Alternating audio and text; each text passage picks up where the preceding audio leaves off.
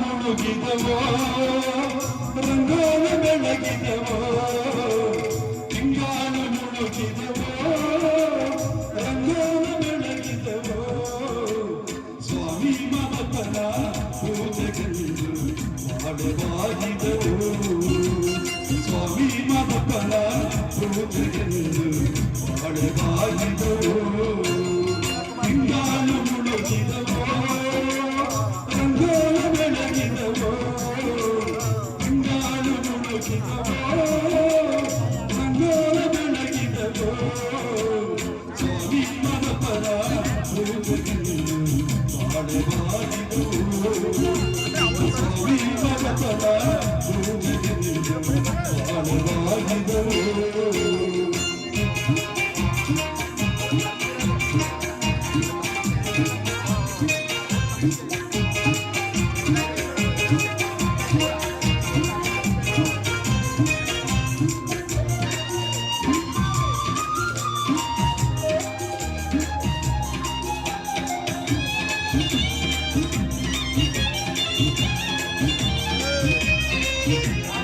ಅಪ್ಪ ಮದಯ್ಯನಿಗೆ ತುಪ್ಪದ ದೀಪ ಹಚ್ಚಿ ಅಪ್ಪ ಮದಯ್ಯನಿಗೆ ತುಪ್ಪದ ದೀಪ ಹಚ್ಚಿ ಕಂಬಾಡ ಸೇವೆ ಮಾಡುವಾಗ ಮಾಡಬಾಗಿದವು ಕಂಬಾಡ ಸೇವೆ ಮಾಡುವಾಗ ಮಾಡಬಾಗಿದವು ತಿಂಗಾಲು ಮುಳುಗಿದವೋ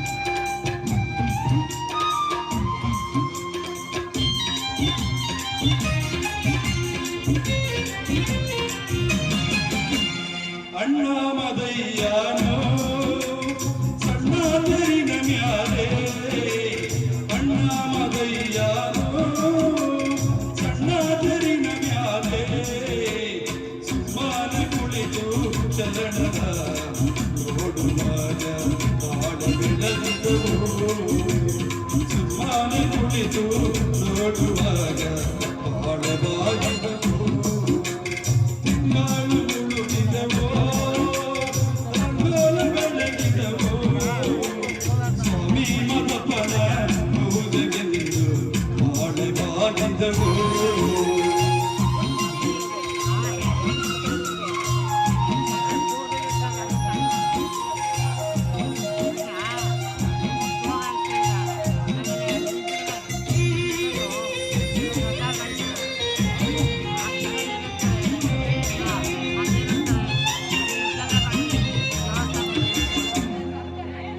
ಮಲ್ಲಿಗೆ ಹೂವಾಂಗೆ ಚೆಲ್ಲಿತು ನಿನ್ನ ಪರುಷೆ ಮಲ್ಲಿಗೆ ಹೂವಾಂಗೆ ಚೆಲ್ಲಿತು ನಿನ್ನ ಪರುಷೆ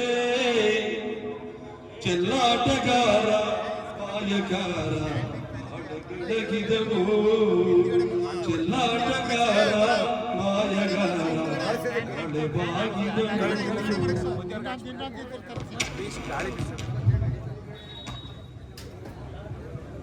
ಮುದ್ದು ಮಾದಪ್ಪನ ಬಗ್ಗೆ ಬಹಳ ಸೊಗಸಾಗಿ ಗೀತೆಯನ್ನ ಹಾಡಿದಂತಹ ಸದ್ಭಕ್ತರಿಗೆ ಧನ್ಯವಾದಗಳು.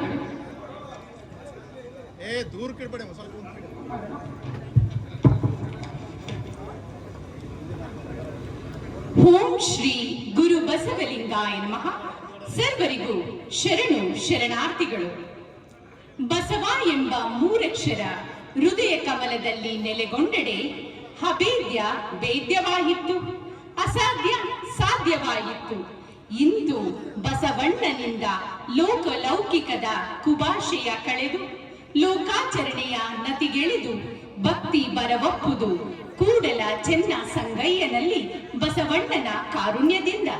ಚಿನ್ಮಯ ಜ್ಞಾನಿ ಚೆನ್ನ ಬಸವಣ್ಣನವರ ವಚನವನ್ನ ಸ್ಮರಿಸುತ್ತಾ ವಿಶ್ವಗುರು ಬಸವಣ್ಣನವರನ್ನು ಹಾಗೂ ಬಸವಾದಿ ಪ್ರಮಥರನ್ನ ಹೃದಯ ಕಮಲದಲ್ಲಿ ಸ್ಮರಿಸುತ್ತಾ ಇಂದು ಚಾಮರಾಜನಗರ ಜಿಲ್ಲೆ ಕಾಗಲವಾಡಿ ಗ್ರಾಮದಲ್ಲಿ ಹಮ್ಮಿಕೊಂಡಿರುವಂತಹ ಶ್ರೀ ಬಸವನಗುಡಿಯ ಸಂಪ್ರೋಕ್ಷಣ ಮತ್ತು ನೂತನ ಗೋಪುರದ ಕಳಸಾರೋಹಣ ಹಾಗೂ ನೂತನ ವಿಗ್ರಹಗಳ ಕುಂಭಾಭಿಷೇಕ ಹಾಗೂ ಧಾರ್ಮಿಕ ಸಮಾರಂಭಕ್ಕೆ ಆಗಮಿಸಿರುವಂತಹ ಎಲ್ಲ ಸದ್ಭಕ್ತರಿಗೆ ಭಕ್ತಿಪೂರ್ವಕ ಶರಣು ಶರಣಾರ್ಥಿಗಳು.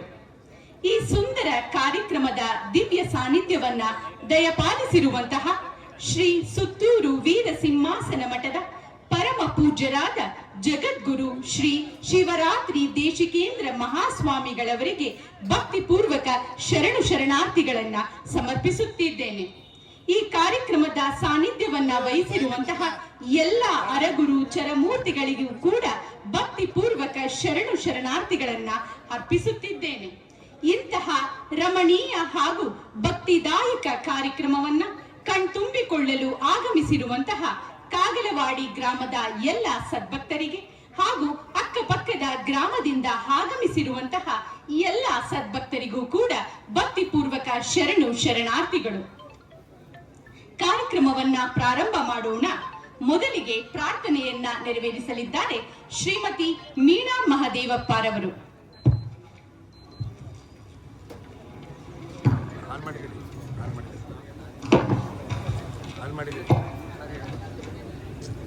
ಓಂ ಶ್ರೀ ಗುರು ಬಸವಲಿಂಗಾಯ ನಮಃ. ಎಲ್ಲರಿಗೂ ಶರಣ ಶರಣಾರ್ಥಿಗಳು. ಬಸವಲಿಂಗವೆಂಬೈದಕ್ಷರಗಳು ರಸನೆಯೊಳಿರಬೇಕು, ಶಶಿಕಾಂತದೊಳಿಹರಸದ ಪರಿಯೊಳಿ ವಸುದೆಯೊಳಿರಬೇಕು. ಬಸವಲಿಂಗವೆಂಬೈದಕ್ಷರಗಳು ರಸನೆಯೊಳಿರಬೇಕು, ಶಶಿಕಾಂತದೊಳಿಹರಸದ ಪರಿಯೊಳಿ ವಸುದೆಯೊಳಿರಬೇಕು. ಅರುಹಿನ ಕರು ಹಿಡಿತಲಕವತರಿಸಿದ ಗಣಪಾಲ, ವರಗುರುಲಿಂಗ ಸುಜಂಗಮ ಸೌಖ್ಯ ಕರಪಾವನಶೀಲ. ಪರಮ ಷಡಕ್ಷರ ಪಂಚಾಕ್ಷರವೆಂಬೆರಡರಾದಿ ಮೂಲ, ಶರಣರ ಕರಮಲ ಭಾವದಿಂದಲೂ ಪಚರಿಸಿ ಕೊಂಬಲೋಲ. ಬಸವಲಿಂಗವೆಂಬೈದಕ್ಷರಗಳು ರಸನೆಯೊಳಿರಬೇಕು, ಶಶಿಕಾಂತದೊಳಿಹರಸದ ಪರಿಯೊಳಿ ವಸುದೆಯೊಳಿರಬೇಕು. ವೇದಶಾಸ್ತ್ರ ಪುರಾಣ ನಿಗಮದ ವಚನದ ನವನೀತ, ಶಾದೇಶದೊಳಿಹನಾದ ಬಿಂದು ಕಡೆಗಳಿದ ಕಲತೀತ. ಮೂದೇವರ ಮುತ್ತಯ್ಯನ ಪೊತ್ತು ಸಲಹಿದೆನ್ನುವಾತ, ಭೇದಿಸಲ ಗಣಿತ ಬ್ರಹ್ಮಾಂಡಗಳಾಧರಿಸುವ ಪ್ರಖ್ಯಾತ. ಬಸವಲಿಂಗವೆಂಬೈದಕ್ಷರಗಳು ರಸನೆಯೊಳಿರಬೇಕು, ಶಶಿಕಾಂತದೊಳಿಹರಸದ ಪರಿಯೊಳಿ ವಸುದೆಯೊಳಿರಬೇಕು. ಭಕ್ತಿಯನೊಲ್ಲದ ನಿರುಪಾಧಿಕ ಸದ್ಭಕ್ತರಂತರಂಗ, ಮುಕ್ತಿಯ ಸೀಮೆಯ ಮೆಟ್ಟಿದವರ ಬಹಿರಂಗದಿಷ್ಟಲಿಂಗ. ಯುಕ್ತಿಯಿಂದ ಸದ್ಭಕ್ತಿಯ ಮಾಡುವ ರಂಗಲಿಂಗ ಸಂಗ, ಶಕ್ತಿ ಸಮೇತ ವಿರಕ್ತಿಯ ಮಾಡುವ ದೇಶಿಕರು ತುಂಗ. ಬಸವಲಿಂಗವೆಂಬೈದಕ್ಷರಗಳು ರಸನೆಯೊಳಿರಬೇಕು, ಶಶಿಕಾಂತದೊಳಿಹರಸದ ಪರಿಯೊಳಿ ವಸುದೆಯೊಳಿರಬೇಕು. ಕಲಿಯುಗದೊಳು ಕಲ್ಯಾಣಪುರವರಾಧೀಶ್ವರ ಪ್ರಧಾನಿ, ಹಲವರ ಮಧ್ಯದಿ ಲಿಖಿತವ ತೆಗೆದೋದಿದ ಸನ್ಮಾನಿ. ಕುಲಜಲ ಮೊದಲಾದಷ್ಟಮದಂಗಳ ನೀಗಿದ ಸುಯ್ದಾನಿ, ನೆಲ ಜಲ ಜಲಾಗ್ನಿ ಮರುಕಂಬರಾತ್ಮ ಷಡು ತತ್ಪದ ಸುಜ್ಞಾನಿ ಬಸವಲಿಂಗವೆಂಬೈದಕ್ಷರಗಳು ರಸನೆಯೊಳಿರಬೇಕು ಶಶಿಕಾಂತದೊಳಿ ಹರಸದ ಪರಿಯೊಳಿ ವಸುದೆಯೊಳಿರಬೇಕು ನಿನ್ನ ಭಕ್ತಿ ತನಗನ್ಯವೆಂಬ ಸದ್ಭಕ್ತ ದೇಶಿತಾದೇಹಿ ತನ್ನ ಭಜಿಸಿದ ಸನ್ಯವನರಿಯದ ಸಜ್ಜನ ಜನ ಮೋಹಿ ಚಿನ್ನ ಬಣ್ಣವೆಂತೆರಡರಿಯದ ಶಿವ ಶರಣರಲ್ಲಿ ಸ್ನೇಹಿ ಚೆನ್ನ ವೀರ ಮಹೇಶ ನಿರಂಜನ ಜಂಗಮ ದಾಸೋಹಿ ಬಸವಲಿಂಗವೆಂಬೈದಕ್ಷರಗಳು ರಸನೆಯೊಳಿರಬೇಕು ಶಶಿಕಾಂತದೊಳಿ ಹರಸದ ಪರಿಯೊಳಿ ವಸುದೆಯೊಳಿರಬೇಕು ವಸುದೆಯೊಳಿರಬೇಕು ವಸುದೆಯೊಳಿರಬೇಕು ವಸುದೆಯೊಳಿರಬೇಕು. ಧನ್ಯವಾದ.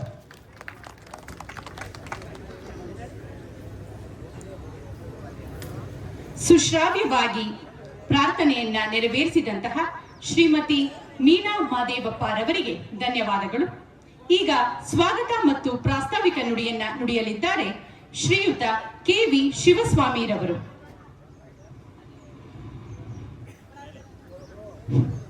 ಓಂ ಶ್ರೀ ಗುರು ಬಸವಲಿಂಗಾಯ ನಮಃ.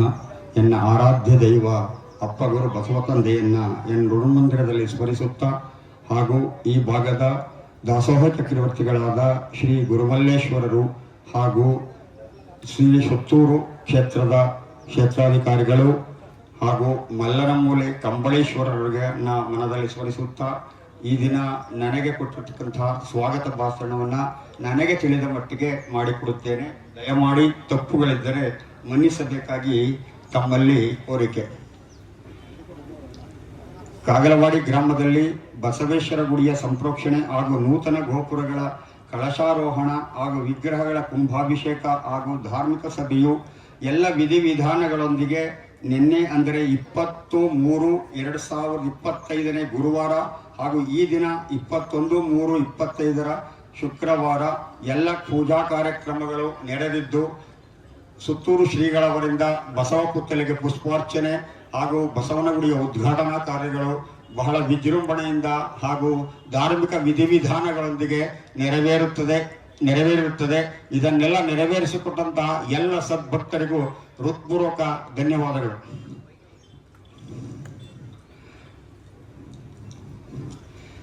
ಈ ದಿನದ ಧಾರ್ಮಿಕ ಸಭೆಯ ದಿವ್ಯ ಸಾನ್ನಿಧ್ಯವನ್ನು ವಹಿಸಿರತಕ್ಕಂತಹ ಪರಮ ಪೂಜ್ಯ ಜಗದ್ಗುರುಗಳು ಶ್ರೀ ಶ್ರೀ ಶಿವರಾತ್ರಿ ದೇಶೀಕೇಂದ್ರ ಮಹಾಸ್ವಾಮಿಗಳವರು ವೀರಸಿಂಹಾಸನ ಮಹಾಸಂಸ್ಥಾನ ಮಠ ಸುತ್ತೂರು ಕ್ಷೇತ್ರ ಇವರಿಗೆ ಕಾಗಲವಾಡಿ ಗ್ರಾಮದ ಹಾಗೂ ಬಸವನಗುಡಿ ಜೀರ್ಣೋದ್ಧಾರ ಸಮಿತಿಯ ವತಿಯಿಂದ ತಮ್ಮೆಲ್ಲರ ವತಿಯಿಂದ ಹೃತ್ಪೂರ್ವಕವಾದ ಸ್ವಾಗತವನ್ನ ಬಯಸ್ತಾ ಇದ್ದೇನೆ.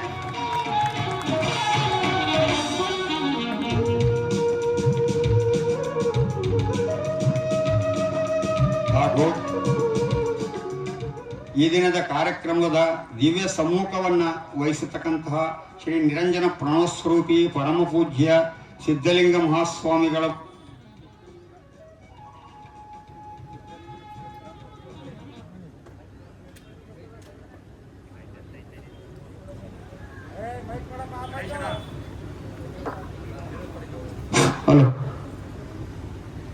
ಸಿದ್ಧಗಂಗಾ ಕ್ಷೇತ್ರದ ಮಠಾಧ್ಯಕ್ಷರಾದ ಸಿದ್ಧಲಿಂಗ ಸ್ವಾಮಿಗಳು ಇನ್ನು ಕೆಲವೇ ನಿಮಿಷದಲ್ಲಿ ವೇದಿಕೆಗೆ ಆಗಮಿಸುತ್ತಿದ್ದಾರೆ.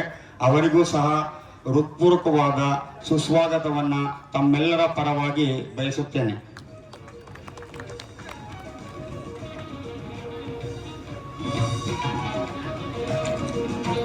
ಹಾಗೂ ದಿವ್ಯ ನೇತೃತ್ವವನ್ನ ವಹಿಸಲು ಆಗಮಿಸಬೇಕಾದ ಪರಮ ಪೂಜ್ಯ ಇಮ್ಮಡಿ ನಿರ್ಮಾಣ ಮಹಾಸ್ವಾಮಿಗಳು ಕನಕಪುರ ದೇಗುಲ ಮಠಾಧ್ಯಕ್ಷರು ಇವರಿಗೂ ಸಹ ನಮ್ಮ ಸಮಿತಿಯ ಪರವಾಗಿ ಹಾಗೂ ತಮ್ಮೆಲ್ಲರ ಪರವಾಗಿ ಹೃತ್ಪೂರ್ವಕವಾದ ಸ್ವಾಗತವನ್ನ ಬಯಸುತ್ತೇನೆ. ಧಾರ್ಮಿಕ ಸಭೆಯನ್ನ ಉದ್ಘಾಟನೆ ಮಾಡಿಕೊಡಲು ದಯಪಾಲಿಸಿರುವ ಶ್ರೀ ನಿರಂಜನ ಪ್ರಣವಸ್ವರೂಪಿ ಪರಮ ಪೂಜ್ಯ ಸಿದ್ಧಲಿಂಗ ಶಿವಾಚಾರ್ಯ ಸ್ವಾಮಿಗಳು ಸೂರ್ಯ ಸಿಂಹಾಸನ ಮಠಾಧ್ಯಕ್ಷರು ವಾಟಾಳು ಮಠ ಇವರಿಗೂ ಸಹ ಹೃತ್ಪೂರ್ವಕವಾದಂತಹ ಸ್ವಾಗತವನ್ನು ಬಯಸುತ್ತೇನೆ. ಹಾಗೂ ವಿಶೇಷ ಆಹ್ವಾನಿತರಾಗಿ ಡಾಕ್ಟರ್ ವೀರೇಂದ್ರ ಹೆಗಡೆಯವರು, ಧರ್ಮಾಧಿಕಾರಿಗಳು, ಶ್ರೀ ಕ್ಷೇತ್ರ ಧರ್ಮಸ್ಥಳ ಇವರು ಆಗಮಿಸಬೇಕಾಗಿತ್ತು. ಕಾರಣಾಂತರಗಳಿಂದ ಅವರ ಅನುಪಸ್ಥಿತಿಯಲ್ಲಿ ಅವರಿಗೂ ಸಹ ಹೃತ್ಪೂರ್ವಕವಾದಂತಹ ಧನ್ಯವಾದಗಳನ್ನು ಅರ್ಪಿಸುತ್ತೇನೆ. ಆಶೀರ್ವಚನ ನೀಡಲು ದಯಪಾಲಿಸಿರುವ ಶ್ರೀ ನಿರಂಜನ ಪ್ರಣವಸ್ವರೂಪಿ ಇಮ್ಮಡಿ ಶಿವರುದ್ರ ಸ್ವಾಮಿಗಳವರು, ಶ್ರೀ ಕ್ಷೇತ್ರ ಮರಳೆಗವಿ ಮಠ, ಕನಕಪುರ ಇವರು ಸಹ ಆಗಮಿಸಲಿದ್ದಾರೆ. ಅವರಿಗೂ ಸಹ ಹೃತ್ಪೂರ್ವಕವಾದಂತಹ ಸ್ವಾಗತವನ್ನು ಬಯಸುತ್ತೇನೆ. ಹಾಗೂ ಶ್ರೀ ನಿರಂಜನ ಪ್ರಣವಸ್ವರೂಪಿ ಶ್ರೀ ಶ್ರೀ ಚನ್ನಬಸವ ಸ್ವಾಮಿಗಳವರು, ಶ್ರೀ ಗುರುಕಂಬಳೇಶ್ವರ ಮಠ, ಮಲ್ಲನಮೂಲೆ ಕ್ಷೇತ್ರ ಇವರು ಸಹ ಇನ್ನು ಕೆಲವು ಕ್ಷಣಗಳಲ್ಲಿ ಆಗಮಿಸಲಿದ್ದಾರೆ. ಅವರಿಗೂ ಸಹ ಹೃತ್ಪೂರ್ವಕವಾದಂತಹ ಸ್ವಾಗತವನ್ನ ಕೋರುತ್ತೇನೆ. ಹಾಗೂ ನಿನ್ನೆ ರಾತ್ರಿ ನಮ್ಮ ದೇವಸ್ಥಾನಕ್ಕೆ ಬಂದು ನಮ್ಮೆಲ್ಲರಿಗೂ ಆಶೀರ್ವಚನವನ್ನು ನೀಡಿದಂತಹ ಮಹಂತ ಸ್ವಾಮಿಗಳವರು, ಶ್ರೀ ಗುರುಮಲ್ಲೇಶ್ವರ ದಾಸೋಹ ಮಠಾಧ್ಯಕ್ಷರು ಇವರು ಕಾರಣಾಂತರಗಳಿಂದ ರಾತ್ರಿನೇ ಬಂದು ನಮ್ಮನ್ನು ಭೇಟಿ ಮಾಡಿ ನಮಗೆ ಆಶೀರ್ವಚನವನ್ನು ನೀಡಿ ಹೋಗಿದ್ದಾರೆ. ಅವರಿಗೂ ಸಹ ಹೃತ್ಪೂರ್ವಕವಾದ ಧನ್ಯವಾದಗಳನ್ನು ಅರ್ಪಿಸುತ್ತೇನೆ. ಹಾಗೂ ಶ್ರೀ ನಿರಂಜನ ಪ್ರಣವಸ್ವರೂಪಿ ಡಾಕ್ಟರ್ ಶಾಂತ ಮಲ್ಲಿಕಾರ್ಜುನ ಸ್ವಾಮಿಗಳವರು, ಸಾಲೂರು ಮಠಾಧ್ಯಕ್ಷರು, ಮಹದೇಶ್ವರನ ಬೆಟ್ಟ ಇವರು ಸಹ ಬೆಳಗ್ಗೆ ಬಂದು ತುರ್ತು ಕಾರ್ಯಕ್ರಮದಿಂದ ಬೇರೆ ಕಡೆಗೆ ನಿರ್ಗಮಿಸಿರುತ್ತಾರೆ. ಅವರಿಗೂ ಸಹ ನಮ್ಮ ಗ್ರಾಮದ ವತಿಯಿಂದ ಹಾಗೂ ನಮ್ಮ ಬಸವನಗುಡಿ ಸೇವಾ ಸಮಿತಿಯ ವತಿಯಿಂದ ಹೃತ್ಪೂರ್ವಕವಾದ ಸ್ವಾಗತವನ್ನು ಬಯಸುತ್ತೇನೆ. ಹಾಗೂ ನಿರಂಜನ ಪ್ರಣವಸ್ವರೂಪಿ ಶ್ರೀ ಶಿವಲಿಂಗ ಸ್ವಾಮಿಗಳವರು, ಅಡವಿ ಮಠ, ಸೊಡಗೂರು ಇವರು ಸಹ ನೆನೆ ರಾತ್ರಿನೇ ಆಗಮಿಸಿ ಆಶೀರ್ವಾದ ಮಾಡಿ ಹೋಗಿರುತ್ತಾರೆ. ಅವರಿಗೂ ಸಹ ಹೃತ್ಪೂರ್ವಕವಾದಂತಹ ಸ್ವಾಗತವನ್ನು ಬಯಸುತ್ತೇನೆ. ಹಾಗೂ ಈಗ ವೇದಿಕೆಯಲ್ಲಿ ಆಸೀನರಾಗಿರುವ ಮತ್ತೋರ್ವ ಶ್ರೀಗಳಾದ ಶ್ರೀ ನಿರಂಜನ ಪ್ರಣವಸ್ವರೂಪಿ ಶ್ರೀ ಬಸವರಾಜ ಸ್ವಾಮಿಗಳವರು, ವಿರಕ್ತ ಮಠ, ಕಾರಾಪುರ ಇವರಿಗೂ ಸಹ ಹೃತ್ಪೂರ್ವಕವಾದ ಸ್ವಾಗತವನ್ನು ಬಯಸುತ್ತೇನೆ.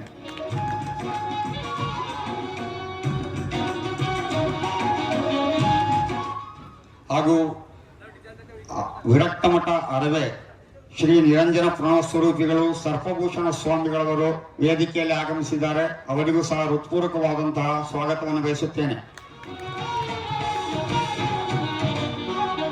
ಹಾಗೂ ಷಟ್ಸ್ಥಳ ಬ್ರಹ್ಮಶ್ರೀ ಶ್ರೀ ಷಡಕ್ಷರಿ ದೇಶಿಕೇಂದ್ರ ಮಹಾಸ್ವಾಮಿಗಳವರು, ಹಲವಾರು ಮಠ, ಮುಡಕನಪುರ ಇವರಿಗೂ ಸಹ ಹೃತ್ಪೂರ್ವಕವಾದ ಸ್ವಾಗತವನ್ನು ಬಯಸುತ್ತೇನೆ.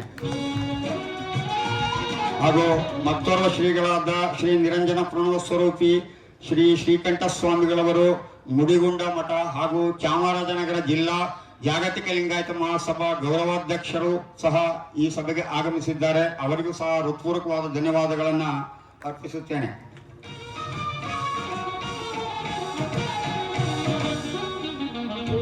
ತದನಂತರ ನಿರಂಜನ ಪ್ರಣವಸ್ವರೂಪಿ ತೋಂಟದಾರ ಸ್ವಾಮಿಗಳು, ವಿರಕ್ತ ಮಠ, ಮಾದಾಪಟ್ಟಣ ಇವರು ಸಹ ರಾತ್ರಿಯೇ ಬಂದು ನಮಗೆ ಆಶೀರ್ವಚನವನ್ನು ನೀಡಿ ಹೋಗಿರುತ್ತಾರೆ. ಅವರಿಗೂ ಸಹ ಹೃತ್ಪೂರ್ವಕವಾದ ಧನ್ಯವಾದಗಳನ್ನು ಅರ್ಪಿಸುತ್ತೇನೆ. ಷಟಸ್ಥಳ ಬ್ರಹ್ಮಶ್ರೀ ಮರಿ ತೋಂಟದಾರ ಸ್ವಾಮಿಗಳು, ಶ್ರೀ ವಿರಕ್ತ ಮಠ, ಗೌಡಹಳ್ಳಿ ಇವರಿಗೂ ಸಹ ಹೃತ್ಪೂರ್ವಕವಾದ ಸ್ವಾಗತವನ್ನು ಬಯಸ್ತಾ ಇದ್ದೇನೆ.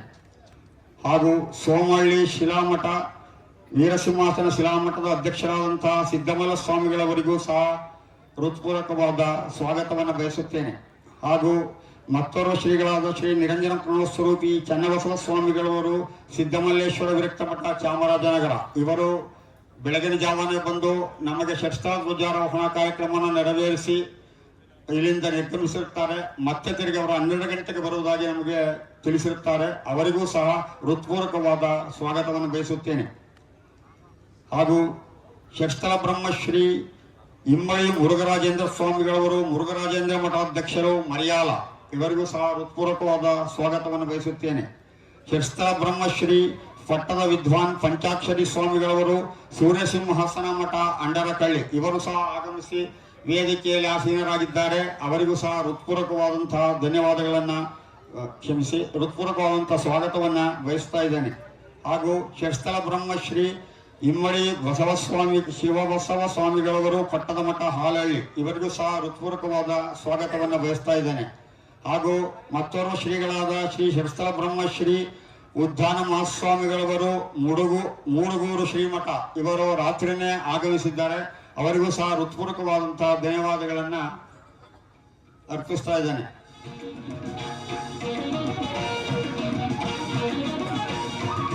ಷಟ್ಸ್ಥಲ ಬ್ರಹ್ಮಶ್ರೀ ಗುರುಸಿದ್ಧ ಸ್ವಾಮಿಗಳವರು ಕಬ್ಬಳ್ಳಿ ಮಠದ ಪಟ್ಟ ಮಠಾಧ್ಯಕ್ಷರು, ಅವರಿಗೂ ಸಹ ಹೃತ್ಪೂರ್ವಕವಾದ ಸ್ವಾಗತವನ್ನು ಬಯಸುತ್ತೇನೆ. ಹಾಗೂ ಷಟ್ಸ್ಥಲ ಬ್ರಹ್ಮಶ್ರೀ ಬಸವಣ್ಣ ಸ್ವಾಮಿಗಳವರು ಶ್ರೀ ಸಿದ್ದಮಲ್ಲೇಶ್ವರ ಪಟ್ಟದ ಮಠ ಅರಕಲವಾಡಿ, ಇವರಿಗೂ ಸಹ ಹೃತ್ಪೂರ್ವಕವಾದ ಸ್ವಾಗತವನ್ನ ಬಯಸುತ್ತೇವೆ. ಹಾಗೂ ಷಟ್ಸ್ಥಲ ಬ್ರಹ್ಮಶ್ರೀ ಕೆಸ್ತೂರು ಮಠಾಧ್ಯಕ್ಷರಾದ ಶ್ರೀ ತೋಂಟದಾರ ಸ್ವಾಮಿಗಳವರಿಗೂ ಸಹ ಹೃತ್ಪೂರ್ವಕವಾದ ಸ್ವಾಗತವನ್ನು ಬಯಸ್ತಾ ಇದ್ದೇನೆ. ಷಟ್ಸ್ಥಲ ಬ್ರಹ್ಮಶ್ರೀ ಚನ್ನಬಸವ ಸ್ವಾಮಿಗಳವರು ರೇಚಮಳ್ಳಿ ಹಾಗೂ ಕಿರಾಳ ಮಠಾಧ್ಯಕ್ಷರು, ಇವರಿಗೂ ಸಹ ಹೃತ್ಪೂರ್ವಕವಾದ ಸ್ವಾಗತವನ್ನು ಬಯಸ್ತಾ ಇದ್ದೇನೆ. ಹಾಗೂ ವೇದ ಬ್ರಹ್ಮಶ್ರೀ ಬಸವರಾಜ ಸ್ವಾಮಿಗಳವರು ವೀರಸಿಂಹಾಸನ ಪಟ್ಟದ ಮಠ ನಾಗವಳ್ಳಿ ಗ್ರಾಮ, ಇವರಿಗೂ ಸಹ ತಮ್ಮೆಲ್ಲರ ಪರವಾಗಿ ಸ್ವಾಗತವನ್ನ ಬಯಸ್ತಾ ಇದ್ದೇನೆ. ಹಾಗೂ ಕಾಗಲವಾಡಿ ಮಠದ ಶ್ರೀ ವೀರಭದ್ರ ಸ್ವಾಮಿಗಳವರಿಗೂ ಸಹ ಹೃತ್ಪೂರ್ವಕವಾದ ಸ್ವಾಗತವನ್ನ ಬಯಸ್ತಾ ಇದ್ದೇನೆ. ಹಾಗೂ ನಮ್ಮ ಭಿಕ್ಷದ ಮಠದಲ್ಲಿ 11 ವರ್ಷಗಳ ಕಾಲ ದಾಸೋಹ ಭಿಕ್ಷಾಟನೆಯನ್ನು ಮಾಡಿ ದಾಸೋಹವನ್ನು ಮಾಡಿ ನಿರಂತರವಾಗಿ ನಮ್ಮ ಮಠವನ್ನು ನಡೆಸಿಕೊಟ್ಟಿರ್ತಕ್ಕಂತಹ ನಮ್ಮ ಗ್ರಾಮದವರೇ ಆದ ಶ್ರೀ ಗಣೇಶ ಸ್ವಾಮಿಗಳವರಿಗೂ ದಾಸೋಹ ಮಠ ಕಾಗಲವಾಡಿ, ಇವರಿಗೂ ಸಹ ಹೃತ್ಪೂರ್ವಕವಾದ ಸ್ವಾಗತವನ್ನ ಬಯಸುತ್ತೇನೆ. ಆಗ ಇದೀಗ ತಾನೇ ಆಗಮಿಸಿದ ಅಣಕೊಳ ಮಠದ ಶ್ರೀಗಳವರಿಗೂ ಸಹ ಹೃತ್ಪೂರ್ವಕವಾದ ಸ್ವಾಗತವನ್ನ ಬಯಸ್ತಾ ಇದ್ದೇನೆ. ಹಾಗೂ ಈ ಕಾರ್ಯಕ್ರಮಕ್ಕೆ ಆಗಮಿಸಿರ್ತಕ್ಕಂಥ ಎಲ್ಲ ಬಸವ ಭಕ್ತರಿಗೂ ಶರಣರಿಗೂ ಹಾಗೂ ತಾಯಂದಿರಿಗೂ ಸಹ ಹೃತ್ಪೂರ್ವಕವಾದ ಸ್ವಾಗತವನ್ನ ಬಯಸ್ತಾ ಇದ್ದೇನೆ. ಹಾಗೂ ಈ ಕಾರ್ಯಕ್ರಮಕ್ಕೆ ನಮಗೆ ಪೊಲೀಸ್ ಬಂದೋಬಸ್ತ್ ವ್ಯವಸ್ಥೆ ಮಾಡಿಕೊಟ್ಟಿರ್ತಕ್ಕಂಥ ಆರಕ್ಷಕ ಇಲಾಖೆಯವರಿಗೂ ಹಾಗೂ ರಾತ್ರಿಯಿಂದ ನಮ್ಮೊಂದಿಗೆ ನಿರಂತರವಾಗಿ ವಿದ್ಯುತ್ ಸಂಪರ್ಕವನ್ನು ಕೊಡುತ್ತಾ ನಮಗೆ ಸಹಕಾರ ನೀಡಿರ್ತಕ್ಕಂಥ ಕೆಇಬಿಯ ಅಧೀಕ್ಷಕರು ಹಾಗೂ ಅವರ ಸಿಬ್ಬಂದಿ ವರ್ಗದವರಿಗೂ ಸಹ ಸ್ವಾಗತವನ್ನ ಬಯಸ್ತಾ ಇದ್ದೇನೆ. ಕ್ಷಮಿಸಿ. ಹಾಗೂ ಈ ದಿನದ ಕಾರ್ಯಕ್ರಮದ ಉಪನ್ಯಾಸಕ್ಕೆ ಆಗಮಿಸಿರ್ತಕ್ಕಂತಹ ಶ್ರೀ ವಚನ ಕುಮಾರಸ್ವಾಮಿಗಳವರು ವಚನ ಫೌಂಡೇಶನ್ಸ್ ಮೈಸೂರು, ಇವರಿಗೂ ಸಹ ಹೃತ್ಪೂರ್ವಕವಾದ ಸ್ವಾಗತವನ್ನ ಬಯಸ್ತಾ ಇದ್ದೇನೆ. ಹಾಗೂ ಅವರ ಶ್ರೀಮತಿಯವರು ನಿರೂಪಣಾ ಕಾರ್ಯಕ್ರಮವನ್ನು ಅಚ್ಚುಕಟ್ಟಾಗಿ ನಡೆಸಿಕೊಡುತ್ತಾ ಇರತಕ್ಕಂತಹ ಶ್ರೀಮತಿ ರೂಪಾ ಕುಮಾರಸ್ವಾಮಿ ಅವರಿಗೂ ಸಹ ಹೃತ್ಪೂರ್ವಕವಾದ ಸ್ವಾಗತವನ್ನ ಬಯಸ್ತಾ ಇದ್ದೇನೆ. ಹಾಗೂ ನನ್ನ ಇನ್ನೊಂದು ಕಾರ್ಯಕ್ರಮವನ್ನು ನನ್ನ ಹೆಗಲಿಗೆ ಹಾಕಿರುತ್ತಾರೆ, ಅದನ್ನು ಸಹ ನಾನೇ ಈಗ ಮಾಡಿಕೊಡುತ್ತೇನೆ. ಓಂ ಶ್ರೀ ಗುರು ಬಸವಲಿಂಗಾಯ ನಮಃ. ಪ್ರಾಸ್ತಾವಿಕ ನುಡಿಗಳು.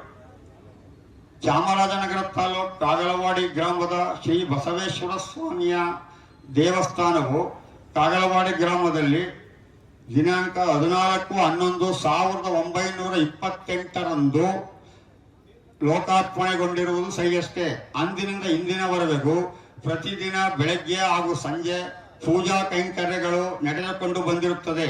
ಪ್ರತಿ ಅಮಾವಾಸ್ಯೆಗೆ ವಿಶೇಷ ಪೂಜೆ ಮತ್ತು ಪ್ರತಿ ವರ್ಷ ಕಾರ್ತಿಕ ಮಾಸಗಳಲ್ಲಿ ಎಲ್ಲ ಕಾರ್ತಿಕ ಮಾಸಗಳಂದು ವಿಶೇಷ ಪೂಜೆಯನ್ನು ಬಸವ ಭಕ್ತರ ನೆರವಿನಿಂದ ನಡೆಸಿಕೊಂಡು ಬಂದಿರುತ್ತೇವೆ.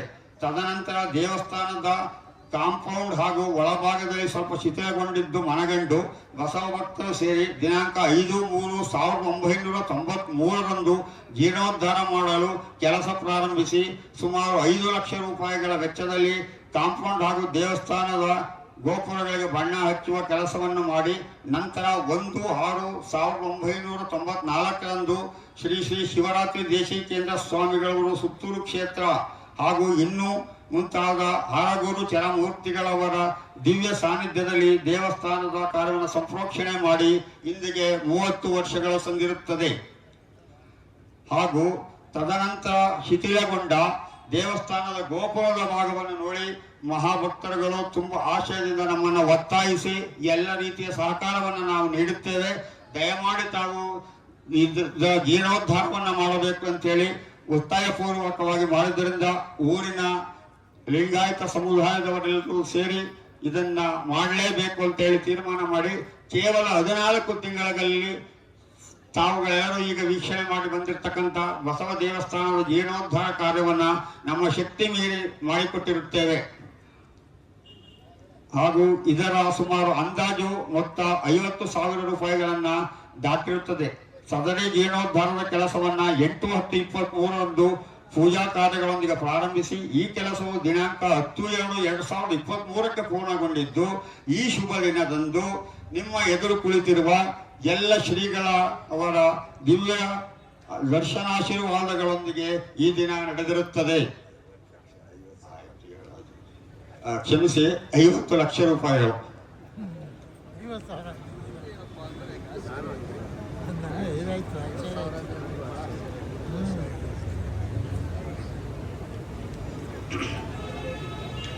ಇವನಾರವ ಇವನಾರವ ಇವನಾರವ ನೆಂದೆನಿಸದಿರಯ್ಯ, ಇವನಮ್ಮವ ಇವನಮ್ಮವ ಇವನಮ್ಮವ ನೆಂದೆನಿಸಯ್ಯ, ಕೂಡಲ ಸಂಗಮ ದೇವ ನಿಮ್ಮ ಮನೆಯ ಮಗನೆಂದೆನಿಸಯ್ಯ ಎಂಬ ಬಸವಣ್ಣನವರ ವಚನದಂತೆ ಸರ್ವರನ್ನು ಅತ್ಯಂತ ಪ್ರೀತಿಯಿಂದ ಸ್ವಾಗತಿಸಿದಂತಹ ಶ್ರೀಯುತ KV ಶಿವಸ್ವಾಮಿರವರಿಗೆ ಧನ್ಯವಾದಗಳು ಹಾಗೂ ಅವರಿಗೂ ಕೂಡ ಈ ಕಾರ್ಯಕ್ರಮಕ್ಕೆ ಸ್ವಾಗತವನ್ನ ಕೋರುತ್ತಿದ್ದೇನೆ. ಮುಂದಿನ ಕಾರ್ಯಕ್ರಮ, ಈ ಸುಂದರ ಕಾರ್ಯಕ್ರಮದ ಉದ್ಘಾಟನೆಯನ್ನ ನೆರವೇರಿಸಲು ಆಗಮಿಸಿರುವಂತಹ ಪರಮ ಪೂಜ್ಯರಾದ ನಿರಂಜನ ಪ್ರಣವ ಸ್ವರೂಪಿ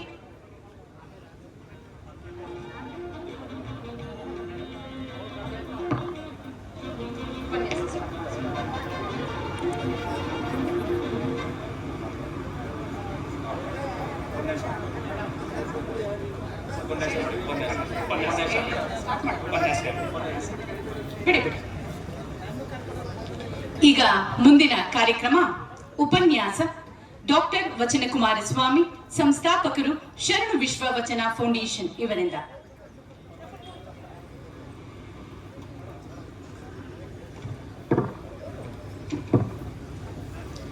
ಓಂ ಶ್ರೀ ಗುರುಬಸವಲಿಂಗಾಯ ನಮಃ. ಎತ್ತೆತ್ತ ನೋಡಿದಡೆ ಅತ್ತತ್ತ ಬಸವನೆಂಬ ಬಳ್ಳಿ, ಎತ್ತಿ ನೋಡಿದಡೆ ಲಿಂಗವೆಂಬ ಗೊಂಚಲು, ಒತ್ತಿ ಹಿಂಡಿದಡೆ ಭಕ್ತಿ ಎಂಬ ರಸವಯ್ಯ. ಆಯತ ಬಸವಣ್ಣನಿಂದ, ಸ್ವಾಯತ ಬಸವಣ್ಣನಿಂದ, ಸನ್ನಿಹಿತವು ಬಸವಣ್ಣನಿಂದ. ಗುರು ಬಸವಣ್ಣನಿಂದ, ಲಿಂಗ ಬಸವಣ್ಣನಿಂದ, ಜಂಗಮ ಬಸವಣ್ಣನಿಂದ, ಪಾದೋದಕ ಬಸವಣ್ಣನಿಂದ, ಪ್ರಸಾದ ಬಸವಣ್ಣನಿಂದ. ಅತ್ತ ಬಲ್ಲಡೆ ನೀವು ಕೇಳಿರೆ, ಇತ್ತ ಬಲ್ಲಡೆ ನೀವು ಕೇಳಿರೆ, ಬಸವ ಬಸವ ಬಸವ ಎಂದು ಮಜ್ಜನ ಕೆರೆಯದವನ ಭಕ್ತಿ ಶೂನ್ಯ ಕಾಣ ಕಲಿದೇವರ ದೇವ.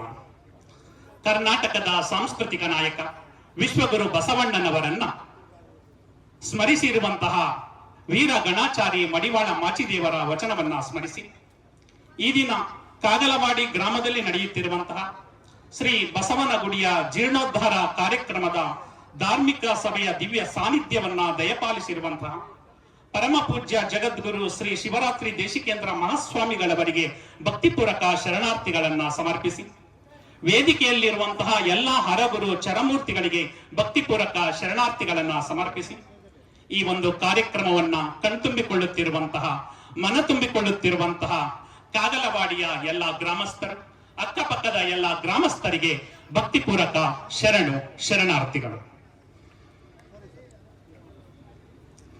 ಚಿನ್ಮಯ ಜ್ಞಾನಿ ಚನ್ನಬಸವಣ್ಣನವರು ಒಂದು ವಚನವನ್ನ ರಚನೆ ಮಾಡಿದ್ದಾರೆ. ಮಂಡೆ ಮಾಸಿದಡೆ ಮಹಾ ಮಜ್ಜನವ ಮಾಡುವುದು, ವಸ್ತ್ರ ಮಾಸಿದಡೆ ಮಡಿವಾಳರಿಗಿಕ್ಕುವುದು, ಮನದ ಮೈಲಿಗೆಯ ತೊಳೆಯಬೇಕಾದರೆ ಕೂಡಲ ಚೆನ್ನ ಸಂಗಯ್ಯನ ಶರಣರ ಅನುಭವವ ಮಾಡುವುದು ಅಂತ ಹೇಳ್ತಾರೆ. ಮಂಡೆ, ನಮ್ಮ ತಲೆ ಕೊಳಕಾದ್ರೆ ಏನ್ ಮಾಡ್ತೀವಿ ನಾವು? ಮಹಾಮಜ್ಜನವನ್ನ ಮಾಡ್ತೀವಿ, ಅಂದ್ರೆ ತಲೆಗೆ ಸ್ನಾನವನ್ನ ಮಾಡ್ತೀವಿ, ಅದನ್ನ ಮಹಾಮಜ್ಜನ ಅಂತ ಕರೀತೇವೆ. ವಸ್ತ್ರ, ಬಟ್ಟೆ ಏನಾದ್ರೂ ಕೊಳಕಾದ್ರೆ ಅದನ್ನ ಮಡಿವಾಳರಿಗೆ ಕೊಟ್ಟು ಅಥವಾ ನಾವೇ ಅದನ್ನ ಸ್ವಚ್ಛವನ್ನ ಮಾಡಿಕೊಂಡು ಅದನ್ನ ಶುಭ್ರ ಮಾಡ್ಕೊಳ್ತೀವಿ. ಆದ್ರೆ ಮನಸ್ಸಿಗೆ ಮೈಲಿಗೆ ಆಗುತ್ತಲ್ಲ, ಮನದ ಮೈಲಿಗೆಯನ್ನು ತೊಳಿಬೇಕಾದ್ರೆ ಏನ್ ಮಾಡ್ಬೇಕು? ಅದಕ್ಕೆ ಕೂಡಲ ಚೆನ್ನ ಸಂಗಯ್ಯನ ಶರಣರ ಅನುಭವ ಮಾಡುವುದು ಅಂತ ಹೇಳ್ತಾರೆ. ಅಂದ್ರೆ ಇವತ್ತು ಧಾರ್ಮಿಕ ಸಭೆ ಕಾರ್ಯಕ್ರಮ, ಇಲ್ಲಿ ಇರುವಂತಹ ಪೂಜ್ಯ ಜಗದ್ಗುರುಗಳು, ಹರಗುರು ಚರಮೂರ್ತಿಗಳು ನೀಡುವಂತಹ ಒಂದು ಆಶೀರ್ವಚನ ಇದೆಯಲ್ಲ, ಆ ಆಶೀರ್ವಚನ ನಮ್ಮ ಮನದ ಮೈಲಿಗೆಯನ್ನ ತೊಳೆದು ನಮ್ಮನ್ನ ಸಂಸ್ಕಾರಯುತ ವ್ಯಕ್ತಿಗಳನ್ನಾಗಿ ಮಾರ್ಪಡಿಸುತ್ತೆ. ಆದುದರಿಂದ ಈ ಒಂದು ಧಾರ್ಮಿಕ ಸಭಾ ಕಾರ್ಯಕ್ರಮ ಒಂದು ವಿಶೇಷವಾಗಿದೆ. ನಮ್ಮ ಶರಣ ಸಂಸ್ಕೃತಿಯಲ್ಲಿ ಸ್ವರ್ಗ ನರಕಗಳ ಕಲ್ಪನೆ ಅಂದ್ರೆ ತೀರಿ ಹೋದ ನಂತರ ಅಂತ ಹೇಳ್ತಾರೆ, ಅದು ಇಲ್ಲ. ಅಂದ್ರೆ ನಾವು ಈ ಒಂದು ಭೂಮಿಯಲ್ಲಿ ಒಳ್ಳೆಯ ಕೆಲಸವನ್ನ ಮಾಡಿದ್ರೆ ಸ್ವರ್ಗಕ್ಕೆ ಹೋಗ್ತೀವಿ, ಕೆಟ್ಟ ಕೆಲಸವನ್ನ ಮಾಡಿದ್ರೆ ನರಕಕ್ಕೆ ಹೋಗ್ತೀವಿ ಅಂತ ಹೇಳ್ತಾರೆ. ಆದ್ರೆ ನಮ್ಮ ಶರಣರು ಅದನ್ನ ಅಲ್ಲಗೆಳಿತಾರೆ. ಅದಕ್ಕೆ ಬಸವಣ್ಣವರು ಹೇಳ್ತಾರೆ, ದೇವಲೋಕ ಮರ್ತ್ಯಲೋಕವೆಂಬುದು ಬೇರಿಲ್ಲ ಕಾಣಿರೋ, ಸತ್ಯವ ನುಡಿಯುವುದೇ ದೇವಲೋಕ, ಮಿಥ್ಯವ ನುಡಿಯುವುದೇ ಮರ್ತ್ಯಲೋಕ, ಆಚಾರವೇ ಸ್ವರ್ಗ ಅನಾಚಾರವೇ ನರಕ, ಕೂಡಲ ಸಂಗಮ ದೇವ ನೀವೇ ಪ್ರಮಾಣ ಅಂತ ಹೇಳ್ತಾರೆ. ದೇವಲೋಕ ಮರ್ತ್ಯಲೋಕ ಬೇರೆ ಯಾವುದೂ ಇಲ್ಲ ಕಣಪ್ಪ. ಎಲ್ಲಿ ಸತ್ಯದ ಮಾತುಗಳನ್ನ ಆಡ್ತಾ ಇದ್ದಾರೋ ಅದೇ ದೇವಲೋಕ. ಅಂದ್ರೆ ಇವತ್ತು ಪೂಜ್ಯ ಜಗದ್ಗುರುಗಳ ಆಶೀರ್ವಚನವನ್ನ ಕೇಳ್ತೀರಾ, ಒಳ್ಳೆಯ ಮಾತುಗಳನ್ನ ನಿಮ್ಮ ಕಿವಿಯನ್ನ ತುಂಬಿಕೊಳ್ತೀರಾ, ಪಾವನರಾಗ್ತೀರಾ. ಅಂದ್ರೆ ಇವತ್ತು ನಾವೆಲ್ಲಿದ್ದೇವೆ? ಕಾಗಲವಾಡಿಯಲ್ಲಿಲ್ಲ, ಎಲ್ಲಿದ್ದೀವಿ? ದೇವಲೋಕದಲ್ಲಿದ್ದೀವಿ ಅನ್ನೋ ಭಾವನೆ ಇರಬೇಕು ನಮಗೆ. ಸತ್ಯವ ನುಡಿಯುವುದೇ ದೇವಲೋಕ, ಮಿಥ್ಯವ ನುಡಿಯುವುದೇ ಮರ್ತ್ಯಲೋಕ, ಆಚಾರವೇ ಸ್ವರ್ಗ ಅನಾಚಾರವೇ ನರಕ. ಇವತ್ತು ಆಚಾರಯುಕ್ತವಾದಂತಹ ಕಾರ್ಯಕ್ರಮ ಈ ಒಂದು ಕಾಗಲವಾಡಿಯಲ್ಲಿ ಬಸವೇಶ್ವರ ಜೀರ್ಣೋದ್ಧಾರ ದೇವಸ್ಥಾನದ ಒಂದು ಕಾರ್ಯಕ್ರಮದ ಪ್ರಯುಕ್ತ ಹಮ್ಮಿಕೊಂಡಿದ್ದೇವೆ. ಇವತ್ತು ಆಚಾರಯುಕ್ತವಾದ ಕಾರ್ಯಕ್ರಮ ನಡೀತಾ ಇರೋದ್ರಿಂದ ಇವತ್ತು ನಾವೆಲ್ಲಿದ್ದೀವಿ ಅಂದ್ರೆ ಸ್ವರ್ಗದಲ್ಲಿದ್ದೇವೆ ಅಂತ. ಅಂದ್ರೆ ಒಳ್ಳೆಯ ಚಟುವಟಿಕೆಗಳು ಎಲ್ಲಿ ನಡೆಯುತ್ತೋ, ಒಳ್ಳೆಯ ಚಟುವಟಿಕೆಗಳನ್ನ ಎಲ್ಲಿ ಕಣ್ತುಂಬಿಕೊಳ್ಳುತ್ತೇವೆ ಅದೇ ಸ್ವರ್ಗ, ಅದೇ ದೇವಲೋಕ ಅಂತ. ಇವತ್ತು ಯಾರಾದ್ರೂ ನೀವು ಊರಿಗೆ ಹೋದಾಗ ಎಲ್ಲಿಗೆ ಹೋಗಿದ್ದೆ ಅಂದ್ರೆ ಒಂದು ಸ್ವರ್ಗಕ್ಕೆ ಹೋಗಿದ್ದೆ, ದೇವಲೋಕಕ್ಕೆ ಹೋಗಿದ್ದೆ ಅನ್ನೋ ಒಂದು ಭಾವನೆಯನ್ನ ನೀವು ಹೇಳಬೇಕಾಗತ್ತೆ. ಇದಕ್ಕೆ ಪುರಸ್ಕರಿಸುವ ರೀತಿ DVG ಅವ್ರಿಗೊಂದು ಕಗ್ಗದಲ್ಲಿ ಹೇಳ್ತಾರೆ. ಆ ಕಗ್ಗದಲ್ಲಿ ಹೇಳುವಂತಹ ಒಂದು ಕಗ್ಗ ಏನಂದ್ರೆ, ಮರಣದಿಂ ಮುಂದೇನು, ಪ್ರೇತವೋ ಭೂತವೋ ಪರಲೋಕವೋ ಪುನರ್ಜನ್ಮವೋ ಅದೇನು, ತಿರುಗಿ ಬಂದವರಿಲ್ಲ ವರದಿ ತಂದವರಿಲ್ಲ ಧರೆಯ ಬಾಳ್ಗದರಿನೇ ಮಂಕುತಿಮ್ಮ ಅಂತ ಹೇಳ್ತಾರೆ. ಮರಣದ ನಂತರ ಮುಂದೆ ಏನು? ಕೆಲವರು ಹೇಳ್ತಾರೆ ಪ್ರೇತ ಆಗುತ್ತೆ ಅಂತ ಹೇಳ್ತಾರೆ, ಇನ್ನು ಕೆಲವರು ಭೂತ ಆಗುತ್ತೆ ಅಂತ ಹೇಳ್ತಾರೆ. ನಿಜಾನ? ಒಳ್ಳೆಯ ಕೆಲಸವನ್ನ ಮಾಡಿದ್ರೆ ಪರಲೋಕವೋ ಪುನರ್ಜನ್ಮ, ಒಳ್ಳೆ ಕೆಲಸವನ್ನ ಮಾಡಿದ್ರೆ ಸ್ವರ್ಗಕ್ಕೆ ಹೋಗ್ತಾರೆ ಅಂತಾರೆ, ಕೆಟ್ಟ ಕೆಲಸವನ್ನ ಮಾಡಿದ್ರೆ ನರಕಕ್ಕೆ ಹೋಗ್ತಾರೆ ಅಂತಾರೆ. ಏನಾದ್ರೂ ನಮ್ಮ ಈ ಒಂದು ಜೀವನದಲ್ಲಿ ನಮ್ಮ ಒಳ್ಳೆ ಕೆಲಸವನ್ನ ಮಾಡೋದಕ್ಕೆ ಸಾಧ್ಯ ಆಗ್ಲಿಲ್ಲ ಅಂದ್ರೆ ಮತ್ತೊಂದು ಪುನರ್ಜನ್ಮವನ್ನು ಎತ್ತಿ ಬಂದು ನಾವು ಇಲ್ಲಿ ಕಾಡ್ತೀವಿ ಅಂತ ಹೇಳ್ತಾರೆ. ಆದ್ರೆ ಮುಂದುವರೆದು ಹೇಳ್ತಾರೆ, ತಿರುಗಿ ಬಂದವರಿಲ್ಲ ವರದಿ ತಂದವರಿಲ್ಲ. ಇದುವರೆಗೆ ನಾವು ಲಕ್ಷಾಂತರ ಜನರನ್ನ ಬಂಧುಗಳನ್ನ ಕಳ್ಕೊಂಡಿದ್ದೀವಿ. ಯಾರು ಕೂಡ ಅಪ್ಪ ನಾನು ಸ್ವರ್ಗದಲ್ಲಿದ್ದೀನಿ ಅಂತನೋ, ಅಪ್ಪ ನಾನು ನರಕದಲ್ಲಿದ್ದೀನಿ ಅಂತನೋ ಯಾರು ಕೂಡ ಬಂದು ಹೇಳಿಲ್ಲ. ಅದಕ್ಕೆ ಮುಂದುವರೆದು ಹೇಳುವಂತಹ ಕೊನೆಯ ಸಾಲು ಅದು ತುಂಬಾ ಮುಖ್ಯವಾದಂತಹ ಸಾಲು, ಧರೆಯ ಬಾಳ್ಗದರಿನೇ ಮಂಕುತಿಮ್ಮ, ಭೂಮಿಯಲ್ಲಿ ಅರಿತು ಬಾಳಿದರೆ ಅದೇ ಸ್ವರ್ಗ. ಗಂಡ ಹೆಂಡತಿ ಮಕ್ಕಳಿದ್ದೇವೆ, ಅರಿತು ಬಾಳಿದರೆ ಅದೇ ಸ್ವರ್ಗ. ಹೆಂಡತಿ ಮಕ್ಕಳು ಅತ್ತೆ ಮಾವ ಎಲ್ಲ ತುಂಬಾ ಚೆನ್ನಾಗಿ ಜೀವನವನ್ನ ನಡೆಸ್ತಾ ಇದೀವಿ ಅಂದ್ರೆ ಅದೇ ಸ್ವರ್ಗ. ಗಂಡನ್ ಕಂಡ್ರೆ ಹೆಂಡತಿಗಾಗಲ್ಲ, ಹೆಂಡತಿ ಕಂಡ್ರೆ ಗಂಡನ್ಗಾಗಲ್ಲ, ಅತ್ತೆ ಕಂಡ್ರೆ ಮಾವನ್ಗಾಗಲ್ಲ, ಮಾವನ್ ಕಂಡ್ರೆ ಅತ್ತೆ ಆಗಲ್ಲ ಅಂದ್ರೆ ಅದೇ ನರಕ ಅಂತ. ಅದನ್ನ ಧರೆಯ ಬಾಳ್ಗದರಿನೇ ಮಂಕುತಿಮ್ಮ, ಈ ಭೂಮಿಯಲ್ಲಿ ಅರಿತು ಬಾಳಿದರೆ ಅದೇ ಸ್ವರ್ಗ ಅಂತ ಹೇಳ್ತಾ ಇವತ್ತು ನಾವು ದೇವಲೋಕದಲ್ಲಿದ್ದೀವಿ. ದೇವಲೋಕವನ್ನ ಕಣ್ತುಂಬಿಕೊಳ್ತಾ ಇದ್ದೀರಾ, ಮನ ತುಂಬಿಕೊಳ್ತಾ ಇದ್ದೀರಾ, ಅಂತಹ ಒಂದು ಕಾರ್ಯಕ್ರಮದಲ್ಲಿ ನಾವಿದ್ದೇವೆ ಅಂತ ಹೇಳ್ತಾ, ಇಷ್ಟೊಂದು ಭಕ್ತರನ್ನ ನೋಡ್ತಾ ಇದ್ರೆ ನಮಗೆ ಅಲ್ಲಮ್ಮ ಪ್ರಭುದೇವರ ಒಂದು ವಚನ ನಮಗೆ ನೆನಪಿಗೆ ಬರುತ್ತೆ. ಹುಲಿಯ ಬೆನ್ನಲ್ಲಿ ಒಂದು ಹುಲ್ಲೆ ಹೋಗಿ ಮೇದು ಬಂದೆನೆಂದಡೆ ಇದ ಕಂಡು ಬೆರಗಾದೆ, ರಕ್ಕಸಿಯ ಮನೆಗೆ ಹೋಗಿ ನಿದ್ರೆಗೈದು ಬಂದೆನೆಂದಡೆ ಇದ ಕಂಡು ಬೆರಗಾದೆ, ಜವನ ಮನೆಗೆ ಹೋಗಿ ಸಾಯದೆ ಬದುಕಿ ಬಂದೆನೆಂದಡೆ ಇದ ಕಂಡು ಬೆರಗಾದೆ ಗುಗೇಶ್ವರ ಅಂತ ಹೇಳ್ತಾರೆ. ಮುಂದುವರೆದು ಹೇಳುವುದಾದರೆ, ಕಾಗಲವಾಡಿಯಲ್ಲಿ ಇಷ್ಟು ಜನಸಂದಣಿಯನ್ನ ಸೇರಿರುವುದನ್ನ ನೋಡಿದರೆ ನಾನು ಬೆರಗಾಗಿದ್ದೇನೆ ಅಂತ ಹೇಳ್ತಾ, ಈಗ ತಾನೇ ನಮ್ಮ ಪೂಜ್ಯ ಸಿದ್ಧಗಂಗಾ ಮಠದ ಪೂಜ್ಯರು ಈ ಒಂದು ಕಾರ್ಯಕ್ರಮದಲ್ಲಿ ಬರ್ತಾ ಇದ್ದಾರೆ. ದಯಮಾಡಿ ಎಲ್ಲರೂ ಕೂಡ ಎದ್ದು ನಿಂತು ಅವರಿಗೆ ಗೌರವವನ್ನ ಸಲ್ಲಿಸಬೇಕು ಅಂತ ಹೇಳ್ತಾ, ಗುರುಗಳಿಗೆ ಭಕ್ತಿಪೂರ್ವಕ ಸ್ವಾಗತವನ್ನ ವೇದಿಕೆಯ ಮುಖಾಂತರ ಕೋರ್ತಾ ಇದ್ದಾನೆ. ಶರಣಾರ್ಥಿಗಳು ಗುರುಗಳೇ.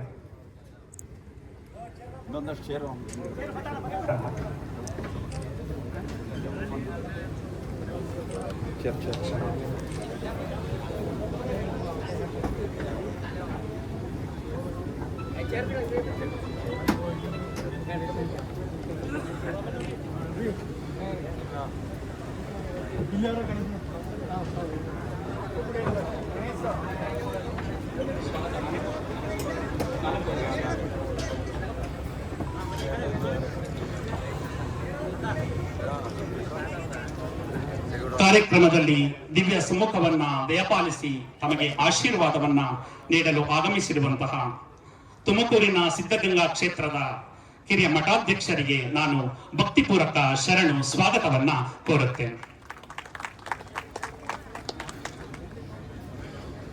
ಬಂಧುಗಳೇ, ನನ್ನ ಉಪನ್ಯಾಸವನ್ನ ಮುಂದುವರಿಸೋದಾದ್ರೆ, ಭೂಮಿಯಲ್ಲಿ ಮಗು ಹುಟ್ಟುತ್ತೆ, ಹುಟ್ಟಬೇಕಾದ್ರೆ ಮಗು ಅಳುತ್ತೆ. ಹಾಗೆ ಮನುಷ್ಯ ಇಹಲೋಕದ ಜೀವನವನ್ನ ಮುಗಿಸಿ ಸಾಯ್ತಾ ಇರ್ತಾನೆ, ಸಾಯ್ಬೇಕಾದ್ರೂ ಕೂಡ ಅಳ್ತಾನೆ. ಅದಕ್ಕೆ ಕಾರಣ, ಮಗು ಏಕೆ ಅಳುತ್ತೆ ಅಂದ್ರೆ ನಾನು ಭೂಮಿಯಲ್ಲಿ ಸಂತೋಷ ಪಡಿಬೇಕು ಅಂತ ಅಳುತ್ತೆ. ಆ ಸಾಯುತ್ತಿರುವ ಮನುಷ್ಯ ಯಾಕೆ ಅಳ್ತಾ ಇದ್ದಾನೆ ಅಂದ್ರೆ ನನಗೆ ಭೂಮಿಯಲ್ಲಿ ಸಂತೋಷ ಸಿಗಲಿಲ್ಲ ಅಂತ ಅಳ್ತಾ ಇರ್ತಾನೆ. ಅಂದ್ರೆ ಈ ಒಂದು ಸಂತೋಷ ಸಿಗಬೇಕು ಅಂದ್ರೆ ನಮಗೆ ಅರಿವು ಮುಖ್ಯ. ಅದಕ್ಕೆ ಶರಣರು ಹೇಳಿದ್ದಾರೆ, ಅರಿವೇ ಗುರು ಅಂತ. ಇಂತಹ ಧಾರ್ಮಿಕ ಕಾರ್ಯಕ್ರಮಗಳು ನಮಗೆ ಅರಿವನ್ನ ಜಾಗೃತಿ ಮೂಡಿಸುವಲ್ಲಿ ಸಫಲವಾಗಿವೆ ಅಂತ ಹೇಳ್ತಾನೆ. ಬಂಧುಗಳೇ, ನೀವೆಲ್ಲ ಸಮುದ್ರವನ್ನ ನೋಡಿದ್ದೀರಾ. ಸಮುದ್ರದಲ್ಲಿ ಒಂದು ಲೈಟ್ ಹೌಸ್ ಅಂತ ಇರುತ್ತೆ. ರಾತ್ರಿ ಸಂದರ್ಭದಲ್ಲಿ ದೋಣಿಗಳು ಪಯಣವನ್ನ ಮಾಡ್ತಾ ಇರ್ತವೆ. ಆದ್ರೆ ಒಂದು ಸಲ ಅಲೆಗಳ ಹೊಡೆತಕ್ಕೆ ಸಿಕ್ಕಿ ಅವುಗಳ ಮಾರ್ಗ ದಿಕ್ಕಾಪಾಲಾಗುತ್ತೆ. ಆ ದಿಕ್ಕಾಪಾಲಾದಂತಹ ಮಾರ್ಗವನ್ನ ಮತ್ತೆ ತಾವು ದಂಡೆಗೆ ಬರಬೇಕಾದ್ರೆ ಆ ಲೈಟ್ ಹೌಸ್ ಎಲ್ಲಿರುತ್ತೆ ಅಂದ್ರೆ ಅದು ಒಂದು ಎತ್ತರವಾದಂತಹ ಕಂಬ. ಆ ಕಂಬದ ಮೇಲೆ ಜ್ಯೋತಿ ಬೆಳಗ್ತಾ ಇರುತ್ತೆ ರಾತ್ರಿಯ ಎಲ್ಲಾ ಸಮಯದಲ್ಲಿ. ಅದನ್ನ ನೋಡಿ ನಂತರ ಅವು ತಮ್ಮ ತೀರ ಪ್ರದೇಶಕ್ಕೆ ಬರುತ್ತೆ. ಹಾಗೆ ಇಂತಹ ಒಂದು ಧಾರ್ಮಿಕ ಸಭೆಗಳು, ಧಾರ್ಮಿಕ ಕಾರ್ಯಕ್ರಮಗಳು ನಮಗೆ ಒಂದು ರೀತಿಯ ಲೈಟ್ ಹೌಸ್ ಇದ್ದಂತೆ ಅಂತ ನಾನಾದ್ರೂ ಹೇಳೋದಕ್ಕೆ ಇಚ್ಛೆ ಪಡ್ತೇನೆ. ಈ ದಿನ ತಮ್ಮ ಮನೆಯ ಕೆಲಸವನ್ನ ಬಿಟ್ಟು ಹೆಂಗಸರು ತುಂಬಾ ಜನ ಸೇರಿದ್ದೀರಾ, ಹೊಲದ ಕೆಲಸವನ್ನ ಬಿಟ್ಟು ಗಂಡಸರು ಸೇರಿದ್ದೀರಾ, ಮತ್ತೆ ಇತ್ಯಾದಿ ಎಲ್ಲ ಕೆಲಸವನ್ನ ಬಿಟ್ಟು ಇಲ್ಲಿ ಸಾಗರೋಪಾದಿಯಲ್ಲಿ ಜನರು ಸೇರಿದ್ದೀರಾ. ಈ ಸಂದರ್ಭದಲ್ಲಿ ನನಗೆ ಒಂದು ದೃಷ್ಟಾಂತ ನೆನಪಾಗುತ್ತೆ. ಒಬ್ರು ಗುರುಗಳ ಮನೆಗೆ ಒಬ್ಬ ಅಮ್ಮ ಬರ್ತಾರೆ. ಆ ಅಮ್ಮನ ಮನೆಗೆ ಗುರುಗಳು ಬಂದಾಗ ಆ ಅಮ್ಮ ಗುರುಗಳನ್ನ ಉಪಚರಿಸೋದನ್ನ ನೋಡಿ ಗುರುಗಳಿಗೆ ತುಂಬಾ ಖುಷಿಯಾಗಿಬಿಡುತ್ತೆ. ಅವರನ್ನ ಮನೆಗೆ ಬರಮಾಡಿಕೊಂಡಂತಹ ರೀತಿ, ಅವರನ್ನ ಸ್ವಾಗತಿಸಿದ ರೀತಿ, ಅವರಿಗೆ ಪೂಜಾ ಪರಿಕರಗಳನ್ನ ಸಿದ್ಧಪಡಿಸಿದ ರೀತಿಯನ್ನ ನೋಡಿ ತುಂಬಾ ಖುಷಿಯಾಗ್ಬಿಡುತ್ತೆ. ಆಗ ಗುರುಗಳು ಕೇಳ್ತಾರೆ, ಏನಮ್ಮ ನಿನ್ನದು ಸಂಸ್ಕಾರ, ನಿನ್ನ ವಯಸ್ಸೆಷ್ಟು ಅಂತ ಕೇಳ್ತಾರೆ. ಆಗ ಆ ಅಮ್ಮ ಹೇಳ್ತಾರೆ, ನನ್ನ ವಯಸ್ಸು 2 ವರ್ಷ ಗುರುಗಳೇ. ಆ ಅಮ್ಮನ್ನ ನೋಡಿದ್ರೆ 40 ರಿಂದ 42 ವರ್ಷ ವಯಸ್ಸಾಗಿರುತ್ತೆ. ಏನು 2 ವರ್ಷ ಅಂತ ಹೇಳ್ತಾ ಇದ್ದೀರಲ್ಲ, ಏನು ಒಗಟಿನ ರೀತಿ ಇದೆಯಲ್ಲ. ನಿನ್ನ ಗಂಡನ ವಯಸ್ಸು, ನನ್ನ ಗಂಡನ ವಯಸ್ಸು 1 ವರ್ಷ ಗುರುಗಳೇ. ನಿಮ್ಮ ಅತ್ತೆಯ ವಯಸ್ಸು, ನಮ್ಮ ಅತ್ತೆಯ ವಯಸ್ಸು 6 ತಿಂಗಳು ಗುರುಗಳೇ. ನಿಮ್ಮ ಮಾವನ ವಯಸ್ಸು, ನಮ್ಮ ಮಾವ ಇನ್ನು ಹುಟ್ಟೇ ಇಲ್ಲ ಗುರುಗಳೇ. ಏನು ಇದು ಒಗಟಿನ ರೀತಿ ಹೇಳ್ತಾ ಇದೆಯಲ್ಲ, ಒಂದ್ ಸ್ವಲ್ಪ ಬಿಡಿಸಿ ಹೇಳಮ್ಮ ಅಂತ ಹೇಳಿದಾಗ, ಗುರುಗಳೇ ನಾನು 40 ವರ್ಷ ವಯಸ್ಸು ವ್ಯರ್ಥವಾಗಿ ಕಳೆದು ಬಿಟ್ಟೆ. ಯಾರೇ ನಮ್ಮ ಮನೆಗೆ ಬಂದ್ರು ಅವರಿಗೆ ಬೈಯೋದು, ಸುತ್ತಮುತ್ತಲಿನ ಜನರ ಜೊತೆ ಹೊಂದಾಣಿಕೆ ಮಾಡಿಕೊಂಡು ಬಾಳದೆ ಅವರನ್ನ ಬೈಯುವುದರ ಮುಖಾಂತರ ಕಾಲ ಕಳೆದೆ. ಹಿಂಗೆ ಒಂದು ಧಾರ್ಮಿಕ ಕಾರ್ಯಕ್ರಮ ಇತ್ತು. ಆ ಕಾರ್ಯಕ್ರಮದಲ್ಲಿ ಗುರುಗಳು ಯಾವ ರೀತಿ ಜೀವನವನ್ನ ಸಾಗಿಸಬೇಕು ಅನ್ನೋದನ್ನ ವಚನ ಸಾಹಿತ್ಯದ ಮೂಲಕ ಹೇಳ್ಕೊಟ್ರು.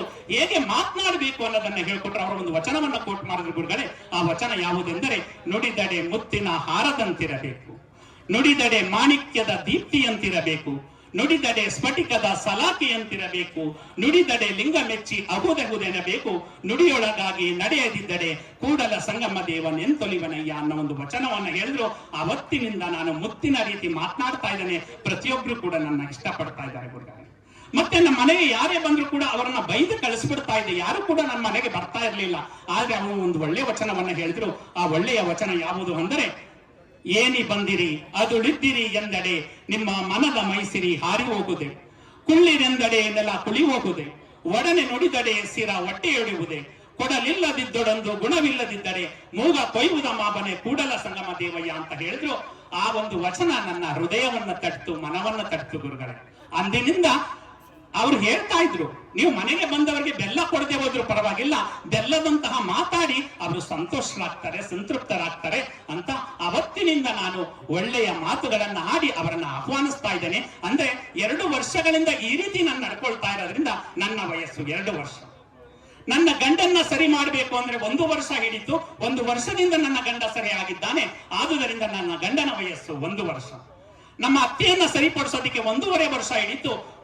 6 ತಿಂಗಳಿಂದ ನನ್ನ ಅತ್ತೆ ಸರಿಯಾಗಿದ್ದಾರೆ. ಆದುದರಿಂದ ನನ್ನ ಅತ್ತೆಯ ವಯಸ್ಸು 6 ತಿಂಗಳು. ನಮ್ಮ ಮಾವನ್ನ ಸರಿ ಮಾಡಕ್ಕಾಗಿಲ್ಲ, ಆದ್ರಿಂದ ನಮ್ಮ ಮಾವ ಹುಟ್ಟೇ ಇಲ್ಲ. ಅಂದ್ರೆ ನಮ್ಮ ನಿಜವಾದ ವಯಸ್ಸು ಅಂದ್ರೆ ನಾವು ಯಾವ ರೀತಿ ವಚನದ ರೀತಿ ಬಾಳಿ, ವಚನದ ರೀತಿ ಬದುಕಿದಾಗ ಮಾತ್ರ ನಮ್ಮ ನಿಜವಾದ ವಯಸ್ಸು ಪ್ರಾರಂಭ ಆಗುತ್ತೆ. ಇದು ಬೆಳಗಿನ ಪ್ರಪಂಚ. ಹೆಚ್ಚು ಸುಖ ಆದ್ರೂ ಕೂಡ ತಡ್ಕೊಳಕ್ ಆಗ್ತಾ ಇಲ್ಲ, ಹಾರ್ಟ್ ಅಟ್ಯಾಕ್ ಆಗ್ಬಿಡ್ತಾ ಇದೆ. ಹೆಚ್ಚು ದುಃಖ ಆದ್ರೂ ಕೂಡ ತಡ್ಕೊಳಕ್ ಆಗ್ತಾ ಇಲ್ಲ, ಅದು ಕೂಡ ಹಾರ್ಟ್ ಅಟ್ಯಾಕ್ ಆಗಿ ನಮ್ಮ ಜೀವನವನ್ನ ಕಳ್ಕೊಳ್ತಾ ಇದೀವಿ. ಆದ್ರೆ ಈ ವಚನ ಸಾಹಿತ್ಯವನ್ನ ಅಧ್ಯಯನ ಮಾಡಿದ್ರೆ ಎಷ್ಟೇ ಸಂತೋಷ ಆಗ್ಲಿ, ಎಷ್ಟೇ ದುಃಖ ಆಗ್ಲಿ, ಆ ತಡೆದುಕೊಳ್ಳುವ ಒಂದು ಸಾಮರ್ಥ್ಯವನ್ನ ನೀಡುತ್ತೆ. ಈ ಸಂದರ್ಭದಲ್ಲಿ ನನಗೆ ಒಂದು ದೃಷ್ಟಾಂತ ನೆನಪಾಗುತ್ತೆ. ಒಬ್ಬನಿಗೆ 1 ಕೋಟಿ ಲಾಟ್ರಿ ಹೊಡೆದು ಬಿಡುತ್ತೆ. ಆದ್ರೆ ಅವನಿಗೆ ಡಾಕ್ಟರ್ ಹೇಳಿರ್ತಾರೆ, ಇವನಿಗೆ ಸಂತೋಷದ ವಿಷಯ ಆಗ್ಲಿ ದುಃಖದ ವಿಷಯ ಆಗ್ಲಿ ಬೇಗ ಹೇಳ್ಬೇಡಿ, ಹೇಳಿದ್ರೆ ಅವನಿಗೆ ತುಂಬಾ ತೊಂದರೆ ಇದೆ ಅಂತ. ಆಗ ಒಬ್ರು ಗುರುಗಳ ಹತ್ರ ಹೋಗಿ ಇವನಿಗೆ ಸಾವಧಾನವಾಗಿ ಹೇಳೋಣ ಅಂತ ಹೇಳಿ ಆ ಮನೆಯವರೆಲ್ಲ ತೀರ್ಮಾನ ಮಾಡ್ಕೊಳ್ತಾರೆ. ತೀರ್ಮಾನ ಮಾಡಿಕೊಂಡು ಗುರುಗಳಿಗೆ ಮತ್ತೆ ಹೇಳಿರ್ತಾರೆ, ಗುರುಗಳೇ, ನಮ್ಮ ಈ ಒಂದು ಯಜಮಾನರಿಗೆ 1 ಕೋಟಿ ಲಾಟ್ರಿ ಹೊಡೆದಿದೆ, ಅವ್ರಿಗೆ ಏನಾದ್ರೂ ಸಡನ್ ಆಗಿ ಹೇಳ್ಬಿಟ್ರೆ ಅವ್ರಿಗೆ ಹಾರ್ಟ್ ಅಟ್ಯಾಕ್ ಆಗೋ ಸಂಭವ ಇದೆ, ದಯಮಾಡಿ ನೀವು ಅವರಿಗೆ ಒಂದು ಸಾವಧಾನವಾಗಿ ಕೂರಿಸಿ ಇದನ್ನ ಹೇಳಿ ಗುರುಗಳೇ, ಕಳಿಸಮ್ಮ ನಾನು ಹೇಳ್ತೇನೆ ಅಂತ ಹೇಳಿ ಕರ್ಕೊಂಡು ಹೋಗ್ತಾರೆ. ಗುರುಗಳು ಪಕ್ಕದಲ್ಲಿ ಕೂರಿಸ್ಕೊಳ್ತಾರೆ. ಕೂರಿಸ್ಕೊಂಡು, ಏನಪ್ಪಾ ನಿನ್ಗೆ ಲಾಟ್ರಿ ಆಡುವಂತ ಏನೋ ಹವ್ಯಾಸ ಇದೆಯಾ ಅಂದಾಗ, ಹೌದು ಗುರುಗಳೇ. ಏನಾದ್ರೂ ನಿನಗೆ ಒಂದು 5 ಲಕ್ಷ ಲಾಟ್ರಿ ಹೊಡೀತು ಅಂದ್ರೆ ಏನ್ ಮಾಡ್ತೀಯ ಅಂದಾಗ, 3-4 ಲಕ್ಷ ಸಾಲ ಮಾಡಿದ್ದೀನಿ ಗುರುಗಳೇ, ಸಾಲ ತೀರ್ಸ್ಕೊಬಿಡ್ತೀನಿ. 10 ಲಕ್ಷ ಲಾಟ್ರಿ ಹೊಡಿತು ಅಂದ್ರೆ ಏನ್ ಮಾಡ್ತೀಯ? ಸಾಲ ತೀರ್ಸ್ಕೊಂಡು ಒಂದು ಮನೆ ಕಟ್ಟಿಸ್ಕೊತೀನಿ ಗುರುಗಳೇ. 50 ಲಕ್ಷ ಲಾಟ್ರಿ ಹೊಡೆದ್ರೆ ಏನ್ ಮಾಡ್ತೀಯ? ಸಾಲ ತೀರ್ಸ್ಕೊಂಡು ಮನೆ ಕಟ್ಕೊಂಡು ನಂತರ 1-2-3 ಎಕರೆ ಜಮೀನ್ ತಗೋತೀನಿ ಗುರುಗಳೇ ಅಂತ ಹೇಳ್ತಾನೆ. ಪರವಾಗಿಲ್ಲ, ಈಗ ಸಾವಧಾನವಾಗಿ ಕೇಳು, 1 ಕೋಟಿ ಲಾಟ್ರಿ ಹೊಡೆದ್ರೆ ಏನ್ ಮಾಡ್ತೀಯ ಅಂತ ಕೇಳಿದಾಗ ಗುರುಗಳು, ಆಗ ಅವನು ಹೇಳ್ತಾನೆ, 50 ಲಕ್ಷ ನಾನು ಇಟ್ಕೊತೀನಿ ಗುರುಗಳೇ, 50 ಲಕ್ಷ ನಿಮಗ್ ಕೊಡ್ತೀನಿ ಅಂತ ಗುರುಗಳಿಗೆ ಹೇಳಿದ ತಕ್ಷಣ ಗುರುಗಳಿಗೆ ಹಾರ್ಟ್ ಅಟ್ಯಾಕ್ ಆಗ್ಬಿಡುತ್ತೆ. ಅಂದ್ರೆ ಯಾರಿಗೆ ಸಮಾಧಾನವನ್ನ ನೀಡಿ ಅಂತ ಹೇಳಿದ್ರು ಅಂತಹವರೇ ಆ ಒಂದು ಶಕ್ತಿಯನ್ನ ತಡೆಯದ ಸಾಮರ್ಥ್ಯವನ್ನ ರೂಢಿಸಿಕೊಂಡಿಲ್ಲ. ಆದುದರಿಂದ ಇಂತಹ ಒಂದು ಬೆಳಗಿನ ಪ್ರಪಂಚದಲ್ಲಿ ನಾವಿದ್ದೇವೆ, ಅದನ್ನ ಅರಿತುಕೊಂಡು ನಾವು ಬಾಳೋಣ ಅಂತ ಹೇಳ್ತಾ, ಈ ಭೂಮಿಯಲ್ಲಿ ತುಂಬಿದ ಜೇಬು 100 ಆಟವನ್ನ ಕಲಿಸಿದ್ರೆ ಖಾಲಿ ಜೇಬು 100 ಪಾಠವನ್ನ ಕಲಿಸುತ್ತೆ. ಈ ಭೂಮಿಯ ಮೇಲೆ ನಮ್ಮದು ಅಂತ ಏನೂ ಇಲ್ಲ, ಎಲ್ಲವನ್ನ ಬಿಟ್ಟು ಹೋಗುವಂತದ್ದೇ. ಎಲ್ಲ ಅಂಶಗಳನ್ನ ಪ್ರೀತಿಯಿಂದ ಸ್ವಾಗತಿಸಿ ಪ್ರೀತಿಯಿಂದ ಸ್ವೀಕರಿಸಿ ಹೋಗೋಣ. ಯಾಕಂದ್ರೆ ಕೆಲವರು ನಿಮ್ಮ ಮಕ್ಕಳನ್ನ ನೋಡಿ, ಕೆಲವರು ಬೆಳಿಗ್ಗೆ ಎದ್ದ ತಕ್ಷಣ ತಲೆ ಮೇಲೆ ಕೈ ಹೊತ್ಕೊಂಡು ಕುಳಿತುಬಿಡ್ತಾರೆ. ಏನು ಕರ್ನಾಟಕ ಸರ್ಕಾರದ ಗ್ಯಾರಂಟಿ ಯೋಜನೆಯ ಸಾಲವನ್ನ ಅವರ ತಲೆ ಮೇಲೆ ಕಟ್ಟಿರೋ ರೀತಿಯಲ್ಲಿ ಆ ರೀತಿ ತಲೆ ಮೇಲೆ ಕೈಯನ್ನ ಹೊತ್ಕೊಂಡು ಕೂತಿರ್ತಾರೆ. ಅಂತಹ ಒಂದು ಭಾವನೆಯನ್ನ ಬಿಡಿ, ಪ್ರೀತಿಯಿಂದ ಮಾತನಾಡಿಸುವ ರೀತಿಯಲ್ಲಿ ಕಲಿಸಿ ಅಂತ ಹೇಳ್ತಾ, ನಮ್ಮ ರವೀಂದ್ರನಾಥ ಠಾಗೂರ್ ಅವರು ಹೇಳ್ತಾರೆ, ಜಗತ್ತು ಇದು ದೇವನ ಜಾತ್ರೆ. ಇಲ್ಲಿ ಭೂಮಿ ಇದೆ, ನಕ್ಷತ್ರ ಇದೆ, ಚಂದ್ರ ಇದೆ, ತಾರೆ ಇದೆ, ಪ್ರಾಣಿಗಳಿದೆ, ಪಕ್ಷಿಗಳಿದೆ. ಇವೆಲ್ಲವನ್ನ ನೀಡಿ ದೇವನು ನಮಗೆ ಆಮಂತ್ರಣವನ್ನ ನೀಡಿದ್ದೇನೆ.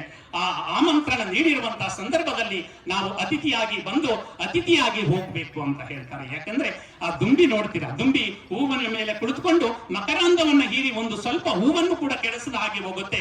ಆದ್ರೆ ನಾವು ಭೂಮಿ ಮೇಲೆ ಬಂದಿದ್ದೇವೆ. ಭೂಮಿ ಮೇಲೆ ಬಂದು ಯಾವ ರೀತಿ ನಾವು ಮಲಿನವನ್ನ ಮಾಡ್ತಾ ಇದೀವಿ, ಜಲಮಾಲಿನ್ಯವನ್ನ ಮಾಡ್ತಾ ಇದೀವಿ, ವಾಯು ಮಾಲಿನ್ಯವನ್ನ ಮಾಡ್ತಾ ಇದೀವಿ, ಭೂ ಮಾಲಿನ್ಯವನ್ನ ಮಾಡ್ತಾ ಇದೀವಿ. ನಾವು ಭೂಮಿ ಹೇಗಿದೆ ಹಾಗೆ ಉಳಿಸಿ ಹೋಗುವಂತದ್ದು ನಮ್ಮ ಕರ್ತವ್ಯ ಅಂತ ಹೇಳ್ತಾ, ನಾವು ಎಲ್ಲಿರ್ತೇವೆ ಅಲ್ಲೇ ಸಂತಸದ ಕ್ಷಣಗಳನ್ನ ಅನುಭವಿಸಬೇಕು. ಬಂಧುಗಳೇ, ಸೋಮನಾಥ್ಪುರಕ್ಕೆ ಹೋಗಿದ್ದೀವಿ ಅಂದ್ರೆ ಸೋಮನಾಥ್ಪುರದಲ್ಲಿ ಇರುವಂತಹ ಶಿಲ್ಪಿ ಕೆತ್ತಿರುವಂತಹ ಕೆತ್ತನೆಯನ್ನ ನೋಡಿ ನಾವು ಅನುಭವಿಸ್ಬೇಕು ಹೊರತು ಸೋಮನಾಥ್ಪುರವನ್ನ ನೋಡ್ತಾ ನಿಂತ್ಕೊಂಡು ಸೋಮನಾಥ್ಪುರಕ್ಕಿಂತ ಬೇಲೂರು ಚೆನ್ನಾಗಿದೆ ಅನ್ನೋದು, ಬೇಲೂರಿಗೆ ಹೋಗ್ಬಿಟ್ಟು ಬೇಲೂರಲ್ಲಿರುವಂತಹ ಶಿಲಾ ಕೆತ್ತನೆಯನ್ನ ನೋಡಿ ಸಂತೋಷ ಪಡೆದ್ಬಿಟ್ಟು ಬೇಲೂರಿಗಿಂತ ಹಳೇಬೀಡು ಚೆನ್ನಾಗಿದೆ ಅನ್ನೋ ಭಾವ ಬರಬಾರ್ದು. ನಾವೆಲ್ಲಿದ್ದೀವಿ ಅಂದ್ರೆ ಅಲ್ಲೇ ಸಂತಸದ ಕ್ಷಣಗಳನ್ನ ಅನುಭವಿಸ್ಬೇಕು. ಇವತ್ತು ನಾವು ಕಾಗಲವಾಡಿಯಲ್ಲಿದ್ದೇವೆ, ಧಾರ್ಮಿಕ ಸಭೆಯಲ್ಲಿದ್ದೇವೆ, ಪೂಜ್ಯ ಜಗದ್ಗುರುಗಳ ಸಾನ್ನಿಧ್ಯ ಇದೆ. ಆ ಕಾರ್ಯಕ್ರಮವನ್ನ ನೋಡಿ ಕಣ್ತುಂಬಿಕೊಂಡು ಅಲ್ಲೇ ನಾವು ಸಂತಸದ ಕ್ಷಣಗಳನ್ನ ಅನುಭವಿಸ್ಬೇಕು ಅಂತ ಹೇಳ್ತಾ, ಬೀದರ್ ಜಿಲ್ಲೆಯಲ್ಲಿ ಕಲ್ಯಾಣ ಅಂತ ಇದೆ, ಬಸವ ಕಲ್ಯಾಣ ಅಂತ ಹೀಗೆ ಕರೀತೇವೆ. ಬಸವ ಕಲ್ಯಾಣನ ಬಹುಶಃ ನೀವೆಲ್ಲ ನೋಡಿರ್ಬೋದು, ನೋಡಿದಿರಲ್ಲ? ದಯಮಾಡಿ ಬಸವ ಕಲ್ಯಾಣನ ಎಷ್ಟು ಜನ ನೋಡಿದ್ದೀರಾ? ಕೈ ಎತ್ತಬೇಕು ದಯಮಾಡಿ, ಬೆರಳೆಣಿಕೆ ಮಾತ್ರ. ದಯಮಾಡಿ ಶರಣರ ಕರ್ಮಭೂಮಿ ಬಸವ ಕಲ್ಯಾಣ ಹೋಗಿ, ಅದು ಹೆಂಗಸರಿಗೆ ಒಂದು ಶಕ್ತಿ ಯೋಜನೆ ಇದೆ, ಬಸ್ ಫ್ರೀ ಇದೆ. ದಯಮಾಡಿ ಹೋಗಿ ಅಂತ ಶರಣರ ಸ್ಥಳಗಳನ್ನ ಹೋಗಿ ಭೇಟಿ ಮಾಡಿ ಬಂದಾಗ ನಮ್ಮ ಜನ್ಮ ಸಾರ್ಥಕ ಆಗುತ್ತೆ. ಆ ಬಸವ ಕಲ್ಯಾಣದಲ್ಲಿ ಮಹಾಮನೆಗೆ ಜವರೇಗೌಡರು ಹೋಗ್ತಾರೆ.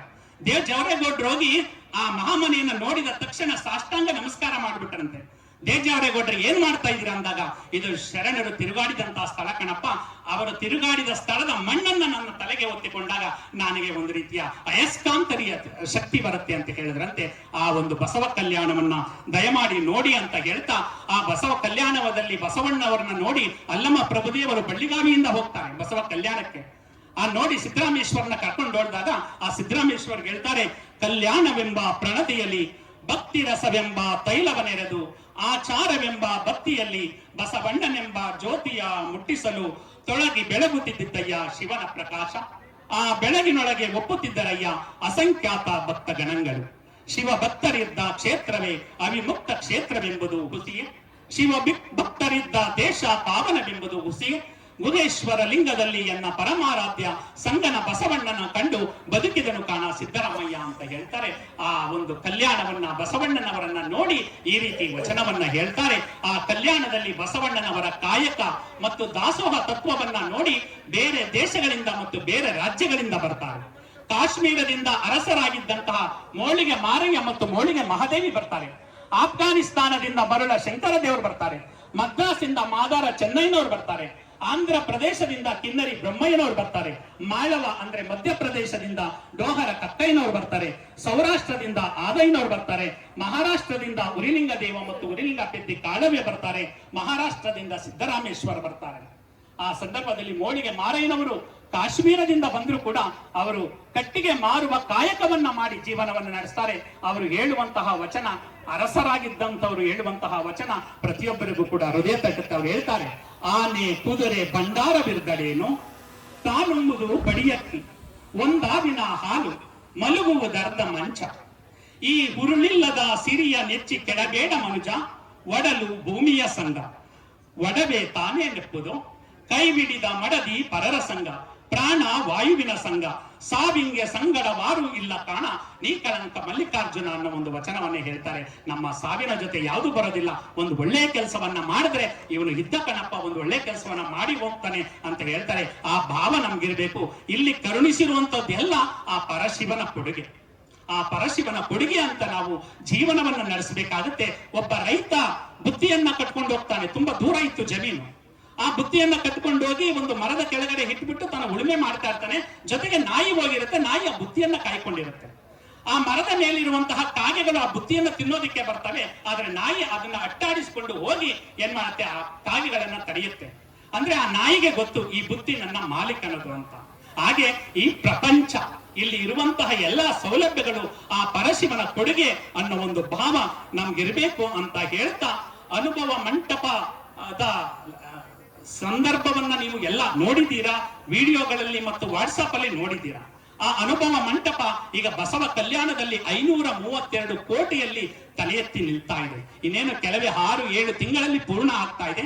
ಅನುಭವ ಮಂಟಪದಲ್ಲಿ 770 ಅಮರ ಗಣಗಳು ಇದ್ದ ದ್ಯೋತಕವಾಗಿ ಅಲ್ಲಿ ಒಂದು ಅನುಭವ ಮಂಟಪ ರಚನೆ ಆಗ್ತಾ ಇದೆ. 770 ಕಂಬಗಳು ಅಲ್ಲಿ ರಚನೆ ಆಗ್ತಾ ಇದೆ. ದಯಮಾಡಿ ಹೋಗಿ ನೋಡಿ. ಆ ಅನುಭವ ಮಂಟಪದ ಚರ್ಚೆ ನಡೀತಾ ಇರುತ್ತೆ ಒಂದ್ಸಲ. ಆಗ ಬಸವಣ್ಣವರು ಒಂದು ವಚನವನ್ನ ಮಂಡನೆ ಮಾಡ್ತಾರೆ. ಏನಂದ್ರೆ, ತನುವ ಬೇಡಿದಡಿವೆ, ಮನವ ಬೇಡಿದಡಿವೆ, ಧನವ ಬೇಡಿದಡಿವೆ, ಬೇಡು ಬೇಡಲ ಹಂದೆ, ಕಣ್ಣ ಬೇಡಿದಡಿವೆ, ತಲೆಯ ಬೇಡಿದಡಿವೆ, ಕೂಡಲ ಸಂಗಮ ದೇವ ನಿಮಗಿತ್ತು ಶುದ್ಧನಾಗಿಪ್ಪೆ ನಿಮ್ಮ ಪುರಾತನರ ಮನೆಯಲ್ಲಿ ಅಂತ ಒಂದು ವಚನವನ್ನ ಹೇಳ್ತಾರೆ. ನೀವೇನೇ ಕೇಳಿದ್ರು ನಾನು ಕೊಡ್ತೀನಿ ಅನ್ನೋ ರೀತಿಯಲ್ಲಿ ವಚನವನ್ನು ಹೇಳ್ತಾರೆ. ಆಗ ಅಲ್ಲಮ್ಮ ಪ್ರಭುದೇವರು ಅಲ್ಲೇ ಇರ್ತಾರೆ. ಅವ್ರು ಹೇಳ್ತಾರೆ, ಬಸವಣ್ಣವರೇ ಕೇಳಿ ಅಂದ್ಬಿಟ್ಟಲ್ಲಿ ಒಂದು ವಚನವನ್ನು ಉದ್ಗಾರ ಮಾಡ್ತಾರೆ. ಮೇರು ಗಿರಿಗಳೆಲ್ಲವೂ ಪ್ರಮತರೊಡವೆ, ರಜತ ಗಿರಿಗಳೆಲ್ಲವೂ ಪುರಾತರೊಡವೆ, ಚತುರ್ದಶ ಭುವನವೆಲ್ಲವೂ ಲಿಂಗಗಳವೆ, ಪೃಥ್ವಿ ಎಂಬುದು ಕತ್ತಾರನ ಕಮ್ಮಟ, ಅಚ್ಚಿನ ಮೊಳೆ ಬಾಣಸದ ಮನೆ, ತನು ಮನ ಧನಗಳೆಲ್ಲವೂ ನಮ್ಮ ಗುಹೇಶ್ವರ ಲಿಂಗದ ಸೊಮ್ಮು, ನೀನೇನ ಕೊಟ್ಟು ಭಕ್ತನಾದಿ ಹೇಳ ಬಸವಣ್ಣ ಅಂತ ಹೇಳ್ತಾರೆ. ಅಂದ್ರೆ ಇಲ್ಲಿ ನಮ್ಮದು ಅಂತ ಏನು ಇಲ್ಲ, ಎಲ್ಲ ಬೇರೆಯವರದೇ. ಆ ಪರಶಿವನ ಕೊಡುಗೆ ಅನ್ನೋ ಒಂದು ಸಂದರ್ಭವನ್ನ ಇಲ್ಲಿ ಉಲ್ಲೇಖಿಸ್ತಾರೆ. ಈ ಪೃಥ್ವಿ ಒಂದು ದೇವನ ಕಾರ್ಯಗಾರ. ಇಲ್ಲಿ ನಾವು ಒಂದು ಒಳ್ಳೆಯ ಆಟವನ್ನ ಹಾಡಿದ್ರೆ ಒಳ್ಳೆಯ ಅಚ್ಚನ್ನ ಹಾಕಿ ಕಳಿಸ್ತಾರೆ, ಕೆಟ್ಟ ಆಟವನ್ನ ಹಾಡಿದ್ರೆ ಕೆಟ್ಟ ಅಚ್ಚನ್ನ ಹಾಕಿ ಕಳಿಸ್ತಾರೆ. ಆದುದರಿಂದ ಒಳ್ಳೆಯ ಆಟವನ್ನ ಹಾಡೋಣ ಅಂತ ಹೇಳ್ತಾ ಇನ್ನೇನು ಕೊನೆಯ ಸಂದರ್ಭಕ್ಕೆ ಬಂದಿದ್ದೇನೆ. ಈ ದಿನ ನಾವು ಅದೃಷ್ಟವನ್ನ ಮಾಡಿದ್ದೇವೆ. ಏಕೆಂದ್ರೆ ಇಲ್ಲಿ ಎಲ್ಲಾ ಸದ್ಗುರುಗಳ ಆಶೀರ್ವಾದ ನಮಗೆ ಸಿಗ್ತಾ ಇದೆ. ಯಾರನ್ನ ಸದ್ಗುರು ಅಂತ ಕರೀತಾರೆ ಅಂದ್ರೆ, ಯಾರ ಸದ್ವಿಚಾರ ತಲೆಯಲ್ಲಿ ಇದ್ರೆ, ಸತ್ಕಾರ್ಯ ಕೈಯಲ್ಲಿ, ಸವಿ ಮಾತು ಬಾಯಲ್ಲಿ, ಸದ್ಭಾವ ಎದೆಯಲ್ಲಿ ಇದ್ದರೆ ಅವರೇ ಸದ್ಗುರುಗಳು. ಈ ಸದ್ಗುರುಗಳಲ್ಲಿ ಆ ಒಂದು ಭಾವವನ್ನ ನಾವು ಕಾಣ್ತಾ ಇದ್ದೀವಿ.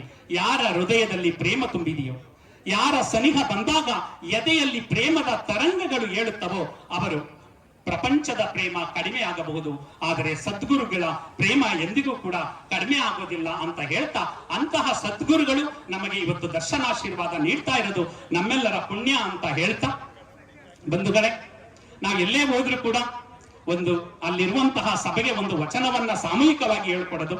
ಮೊನ್ನೆ ಸಿದ್ಧಗಂಗಾ ಮಠಕ್ಕೆ ಹೋಗಿದ್ದು, ಅಲ್ಲಿ ಪೂಜ್ಯರು ಸಂಘಸಿರಿ ಅನ್ನೋ ಒಂದು ಪ್ರಶಸ್ತಿಯನ್ನ ನಮಗೆ ಪ್ರದಾನ ಮಾಡಿದ್ರು. ಆ ಸಂದರ್ಭದಲ್ಲಿ 10 ರಿಂದ 15 ಸಾವಿರ ಜನರಿಗೂ ಕೂಡ ಒಂದು ವಚನವನ್ನ ಹೇಳಿಕೊಟ್ಟು ಅಲ್ಲಿ ಇದ್ದಂತಹ ವಾತಾವರಣವನ್ನ ವಚನಮಯವಾಗಿ ಮಾಡಿದ. ಅದೇ ರೀತಿ ಇಲ್ಲೂ ಕೂಡ ಇವತ್ತು ಕಾಗಲವಾಡಿ ಪ್ರದೇಶವು ಕೂಡ ಒಂದು ವಚನಮಯವಾಗಿ ಆಗ್ಬೇಕು ಅನ್ನೋ ಆಸೆ. ನಾನು ಒಂದು ವಚನವನ್ನ ಹೇಳ್ತೀನಿ, ದಯಮಾಡಿ ಯಾರು ಕೂಡ ಮನಸ್ಸಲ್ಲಿ ಹೇಳ್ಬೇಡಿ, ಬಾಯಿ ಬಿಟ್ಟು ಹೇಳಿ. ಹೇಳ್ತೀರಲ್ಲ, ನಮ್ಮ ಪೂಜ್ಯ ಜಗದ್ಗುರುಗಳ ಆಶೀರ್ವಾದವೂ ಇದೆ ಅಂತ ನಾನು ಭಾವಿಸ್ದ. ಹೇಳ್ತೀರಲ್ಲ, ನೀನೊಲಿದಡೆ ಧ್ವನಿ ಇಲ್ಲ, ನೀನೊಲಿದಡೆ ಕೊರಡು ಒಣರುವುದಯ್ಯ, ನೀನೊಲಿದಡೆ ಬರಡು ಹಯನಹುದಯ್ಯ, ನೀನೊಲಿದಡೆ ವಿಷವೆಲ್ಲ ಅಮೃತಬಹುದಯ್ಯ, ನೀನೊಲಿದಡೆ ಸಕಲ ಪಡಿಪದಾರ್ಥವು ಇದರಲ್ಲಿರ್ಪವು ಕೂಡಲ ಸಂಗಮ ದೇವ. ಒಂದು ಒಳ್ಳೆ ಕೆಲಸವನ್ನ ಮಾಡಬೇಕು ಅನ್ಕೊಂಡಾಗ ಈ ವಚನ ಹೇಳಿ, ನೀನೊಲಿದಡೆ ಕೊರಡು ಕೊನರುತ್ತೆ ಅಂತ ಬಸವಣ್ಣವರೇ ಹೇಳಿದ್ದಾರೆ. ಒಣಗಿದ್ದು ಕೂಡ ಚಿಗುರುತ್ತೆ ಅಂತ ಹೇಳ್ತಾರೆ.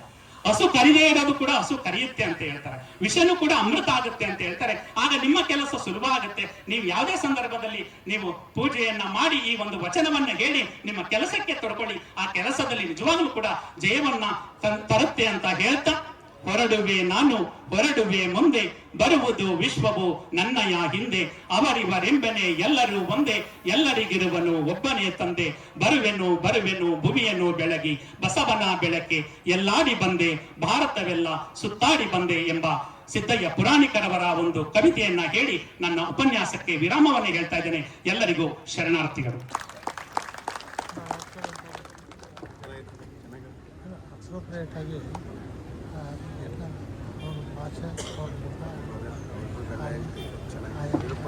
ಬಸವನ ಬೆಳಕೆ ಎಲ್ಲಾಡಿ ಬಂದೆ, ಭಾರತವೆಲ್ಲ ಸುತ್ತಾಡಿ ಬಂದೆ, ಬೆವರಿನ ಹನಿಯಲ್ಲಿ ಬೊಮ್ಮವ ತೋರಿಸಿ, ಕಾಯಕದಲ್ಲಿ ಕೈಲಾಸವ ತೋರಿಸಿ, ವೃತ್ತಿಯ ಮುಖಕ್ಕೆ ಹೊಸ ಕಳೆ ಬರಿಸಿ, ಕಸುಬಿನ ಕಿಳ್ಳೆಯ ಕಳಂಕ ಬಿಡಿಸಿ, ದುಡಿಮೆಯ ದೇವರ ದೇಗುಲದಲ್ಲಿ ನರ್ತಿಸಿ ಬಂದೆ, ಕೀರ್ತಿಸಿ ಬಂದೆ ಬಸವನ ಬೆಳಕೆ, ಎಲ್ಲಿಗೆ ಮುಂದೆ ವಿಶ್ವವೆಲ್ಲವೂ ನನ್ನದೇ ಎಂದೆ.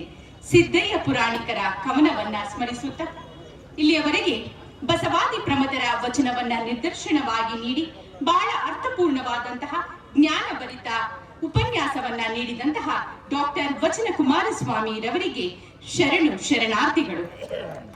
ಮುಂದಿನ ಕಾರ್ಯಕ್ರಮ ಮುಡಿಗುಂಡ ಶ್ರೀಗಳು ಒಂದು ಪ್ರಕಟಣೆಯನ್ನ ಮಾಡಲಿದ್ದಾರೆ.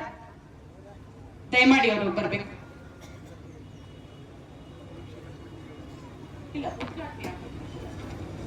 ಪ್ರಕಟಣೆ ಮಾಡ್ತೀನಿ ಆಮೇಲೆ.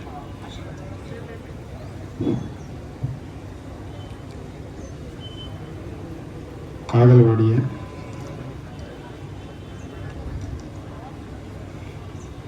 ಗ್ರಾಮದಲ್ಲಿ ಶ್ರೀ ಬಸವನಗುಡಿ ಸಂಪ್ರೋಕ್ಷಣೆ ಮತ್ತು ನೂತನ ಗೋಪುರದ ಕಳಸಾರೋಹಣ, ನೂತನ ವಿಗ್ರಹಗಳ ಕುಂಭಾಭಿಷೇಕ ಹಾಗೂ ಧಾರ್ಮಿಕ ಸಭೆ.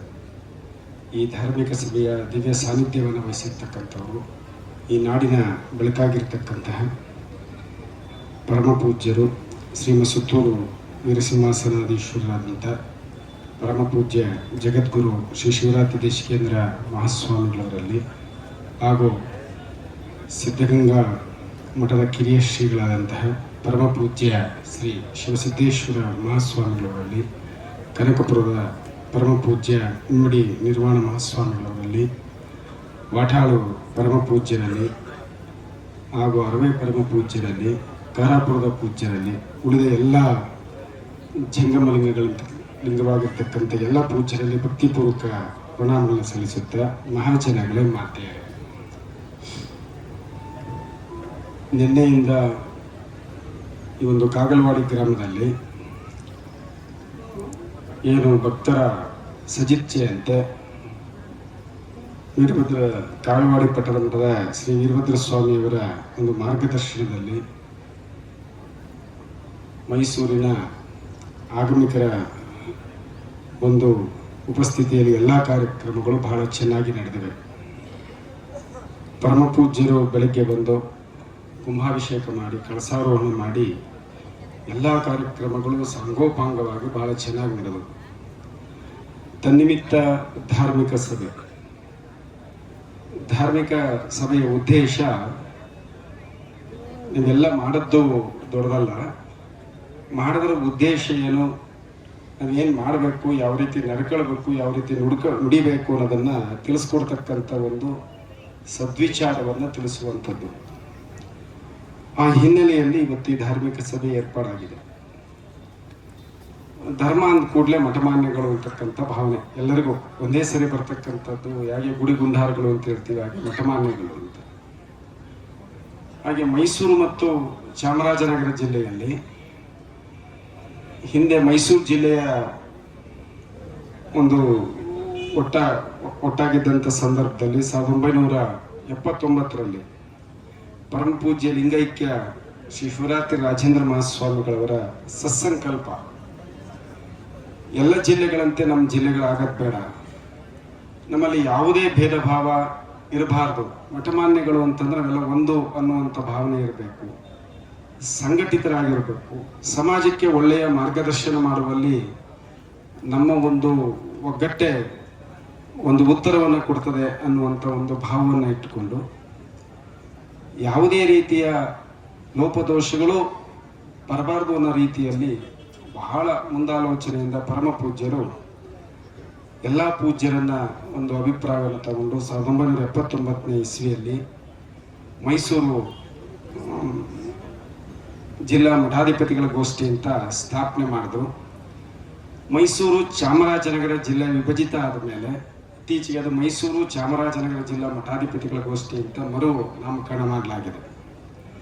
ಪ್ರಸ್ತುತ ಗೋಷ್ಠಿಯ ಅಧ್ಯಕ್ಷರಾಗಿ ಪರಮ ಪೂಜ್ಯ ಜಗದ್ಗುರು ಮಹಾಸನ್ನಿಧಿಯವರು ಅಧ್ಯಕ್ಷರಾಗಿದ್ದಾರೆ. ಎಲ್ಲ ಪೂಜ್ಯರು ಸದಸ್ಯರಾಗಿದ್ದಾರೆ.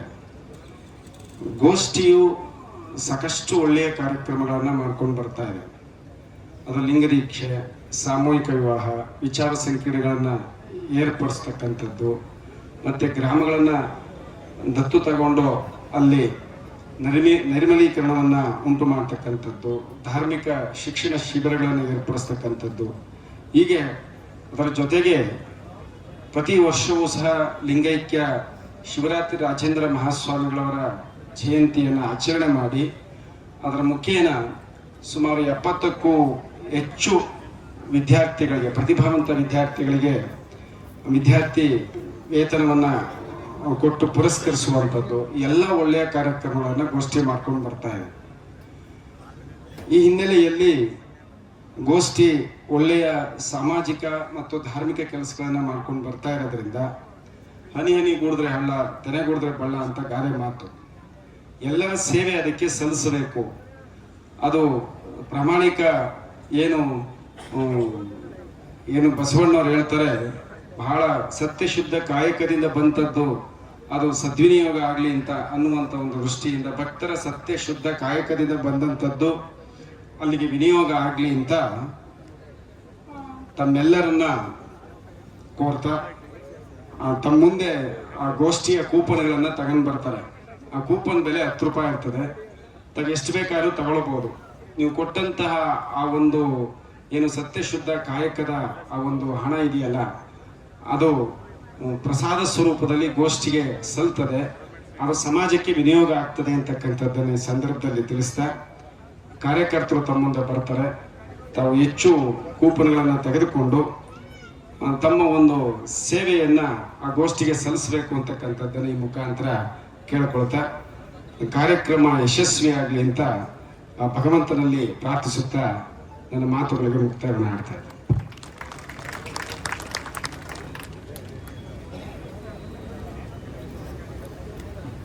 ಪ್ರಕಟಣೆಯನ್ನ ಮಾಡಿದಂತಹ ಶ್ರೀಗಳಿಗೆ ಧನ್ಯವಾದಗಳು. ಈಗ ಉದ್ಘಾಟನೆ ಕಾರ್ಯಕ್ರಮದ ಉದ್ಘಾಟನೆಯನ್ನ ಪೂಜ್ಯ ಗುರುಗಳಾದಂತಹ ನಿರಂಜನ ಪ್ರಣವ ಸ್ವರೂಪಿ ಶ್ರೀ ಸಿದ್ಧಲಿಂಗ ಶಿವಾಚಾರ್ಯ ಮಹಾಸ್ವಾಮಿಗಳು, ಸೂರ್ಯ ಸಿಂಹಾಸನ ಮಠ ವಾಟಾಳು ಹಾಗೂ ದಿವ್ಯ ಸಾನ್ನಿಧ್ಯವನ್ನ ದಯಪಾಲಿಸಿರುವಂತಹ ಸುತ್ತೂರು ವೀರಸಿಂಹಾಸನ ಮಠದ ಜಗದ್ಗುರುಗಳಾದಂತಹ ಶ್ರೀ ಶಿವರಾತ್ರಿ ದೇಶಿಕೇಂದ್ರ ಮಹಾಸ್ವಾಮಿಗಳು ಹಾಗೂ ತುಮಕೂರು ಸಿದ್ಧಗಂಗಾ ಮಠದ ಕಿರಿಯ ಶ್ರೀಗಳಾದ ಪರಮ ಪೂಜ್ಯ ಶ್ರೀ ಶಿವಸಿದ್ದೇಶ್ವರ ಮಹಾಸ್ವಾಮಿಗಳು ಹಾಗೂ ವೇದಿಕೆಯಲ್ಲಿರುವಂತಹ ಎಲ್ಲ ಅರಗುರು ಚರಮೂರ್ತಿಗಳು ಕೈ ಜೋಡಿಸಬೇಕಾಗಿ ವಿನಂತಿಸಿಕೊಳ್ಳುತ್ತೇನೆ.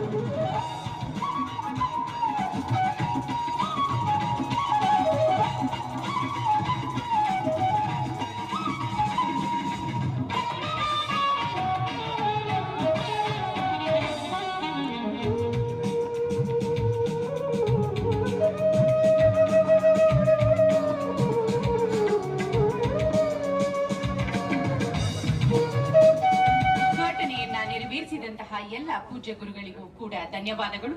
ಈಗ ಬಸವೇಶ್ವರ ಭಾವಚಿತ್ರಕ್ಕೆ ಪುಷ್ಪಾರ್ಚನೆ. ವೇದಿಕೆ ಮೇಲಿರುವಂತಹ ಎಲ್ಲ ಪೂಜ್ಯ ಗುರುಗಳು ಈ ಒಂದು ಕಾರ್ಯಕ್ರಮವನ್ನ ನಡೆಸಿಕೊಡಬೇಕಾಗಿ ವಿನಂತಿಸಿಕೊಳ್ಳುತ್ತೇನೆ.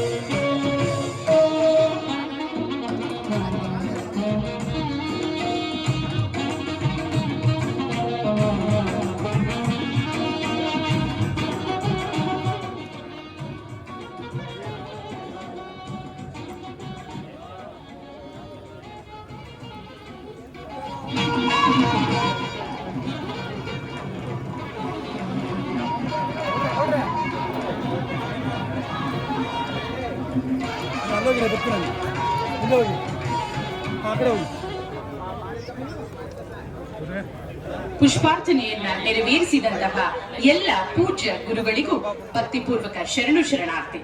ಈಗ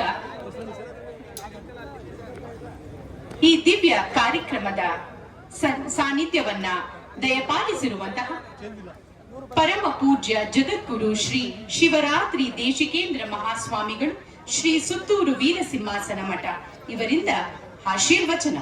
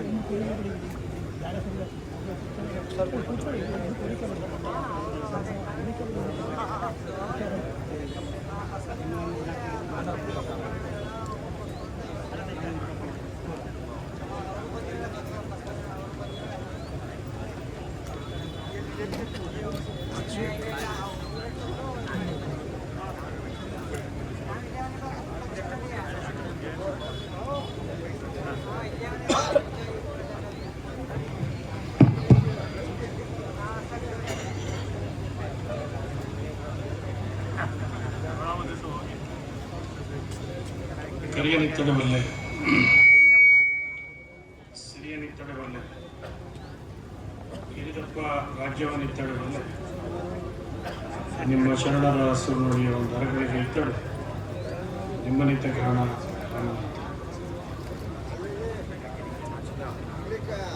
ಸಿದ್ಧಗಂಗೆಯ ಹಿರಿಯ ಋಷಿಗಳಾದ ಶ್ರೀ ಶಿವಸಿದ್ದೇಶ್ವರ ಮಹಾಸ್ವಾಮಿಗಳಾಗಿ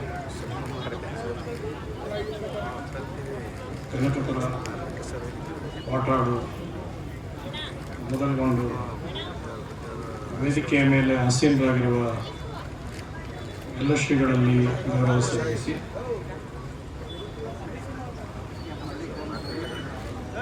ಕಾರ್ಯಕ್ರಮದಲ್ಲಿ ಉಪಸ್ಥಿತರಿರುವ ಎಲ್ಲ ಗಣ್ಯಮಾನ್ಯರೇ, ಗ್ರಾಮಸ್ಥರೇ, ಆಸ್ತಿಕ ಬಂಧುಗಳೇ ಹಾಗೂ ಮಾತೆಯರೇ, ಕಾಗಲ್ವಾಡಿಯಲ್ಲಿ ಒಂದು ವಿಶೇಷವಾದಂತಹ ಪವಿತ್ರವಾದ ಸಮಾರಂಭದಲ್ಲಿ ನಾವೆಲ್ಲ ಇಲ್ಲಿ ಸೇರಿದ್ದೇವೆ. ಇಲ್ಲಿಯ ಪ್ರಾಚೀನವಾದಂತಹ ಬಸವನ ಗುಡಿಯನ್ನು ನವೀಕರಣಗೊಳಿಸಿ ಗೋಪುರವನ್ನು ನಿರ್ಮಾಣ ಮಾಡಿ ಕಳಶಾರೋಹಣ ಮಾಡಿ ಕುಂಭಾಭಿಷೇಕ ಮಾಡುವಂತಹ ಶುಭಾವಸರ. ಚಾಮರಾಜನಗರ ಜಿಲ್ಲೆಯಲ್ಲಿ ಅತಿ ದೊಡ್ಡದಾದಂತಹ ಗ್ರಾಮಗಳಲ್ಲಿ ಕಾಗಲ್ವಾಡಿ ಕೂಡ ಒಂದು.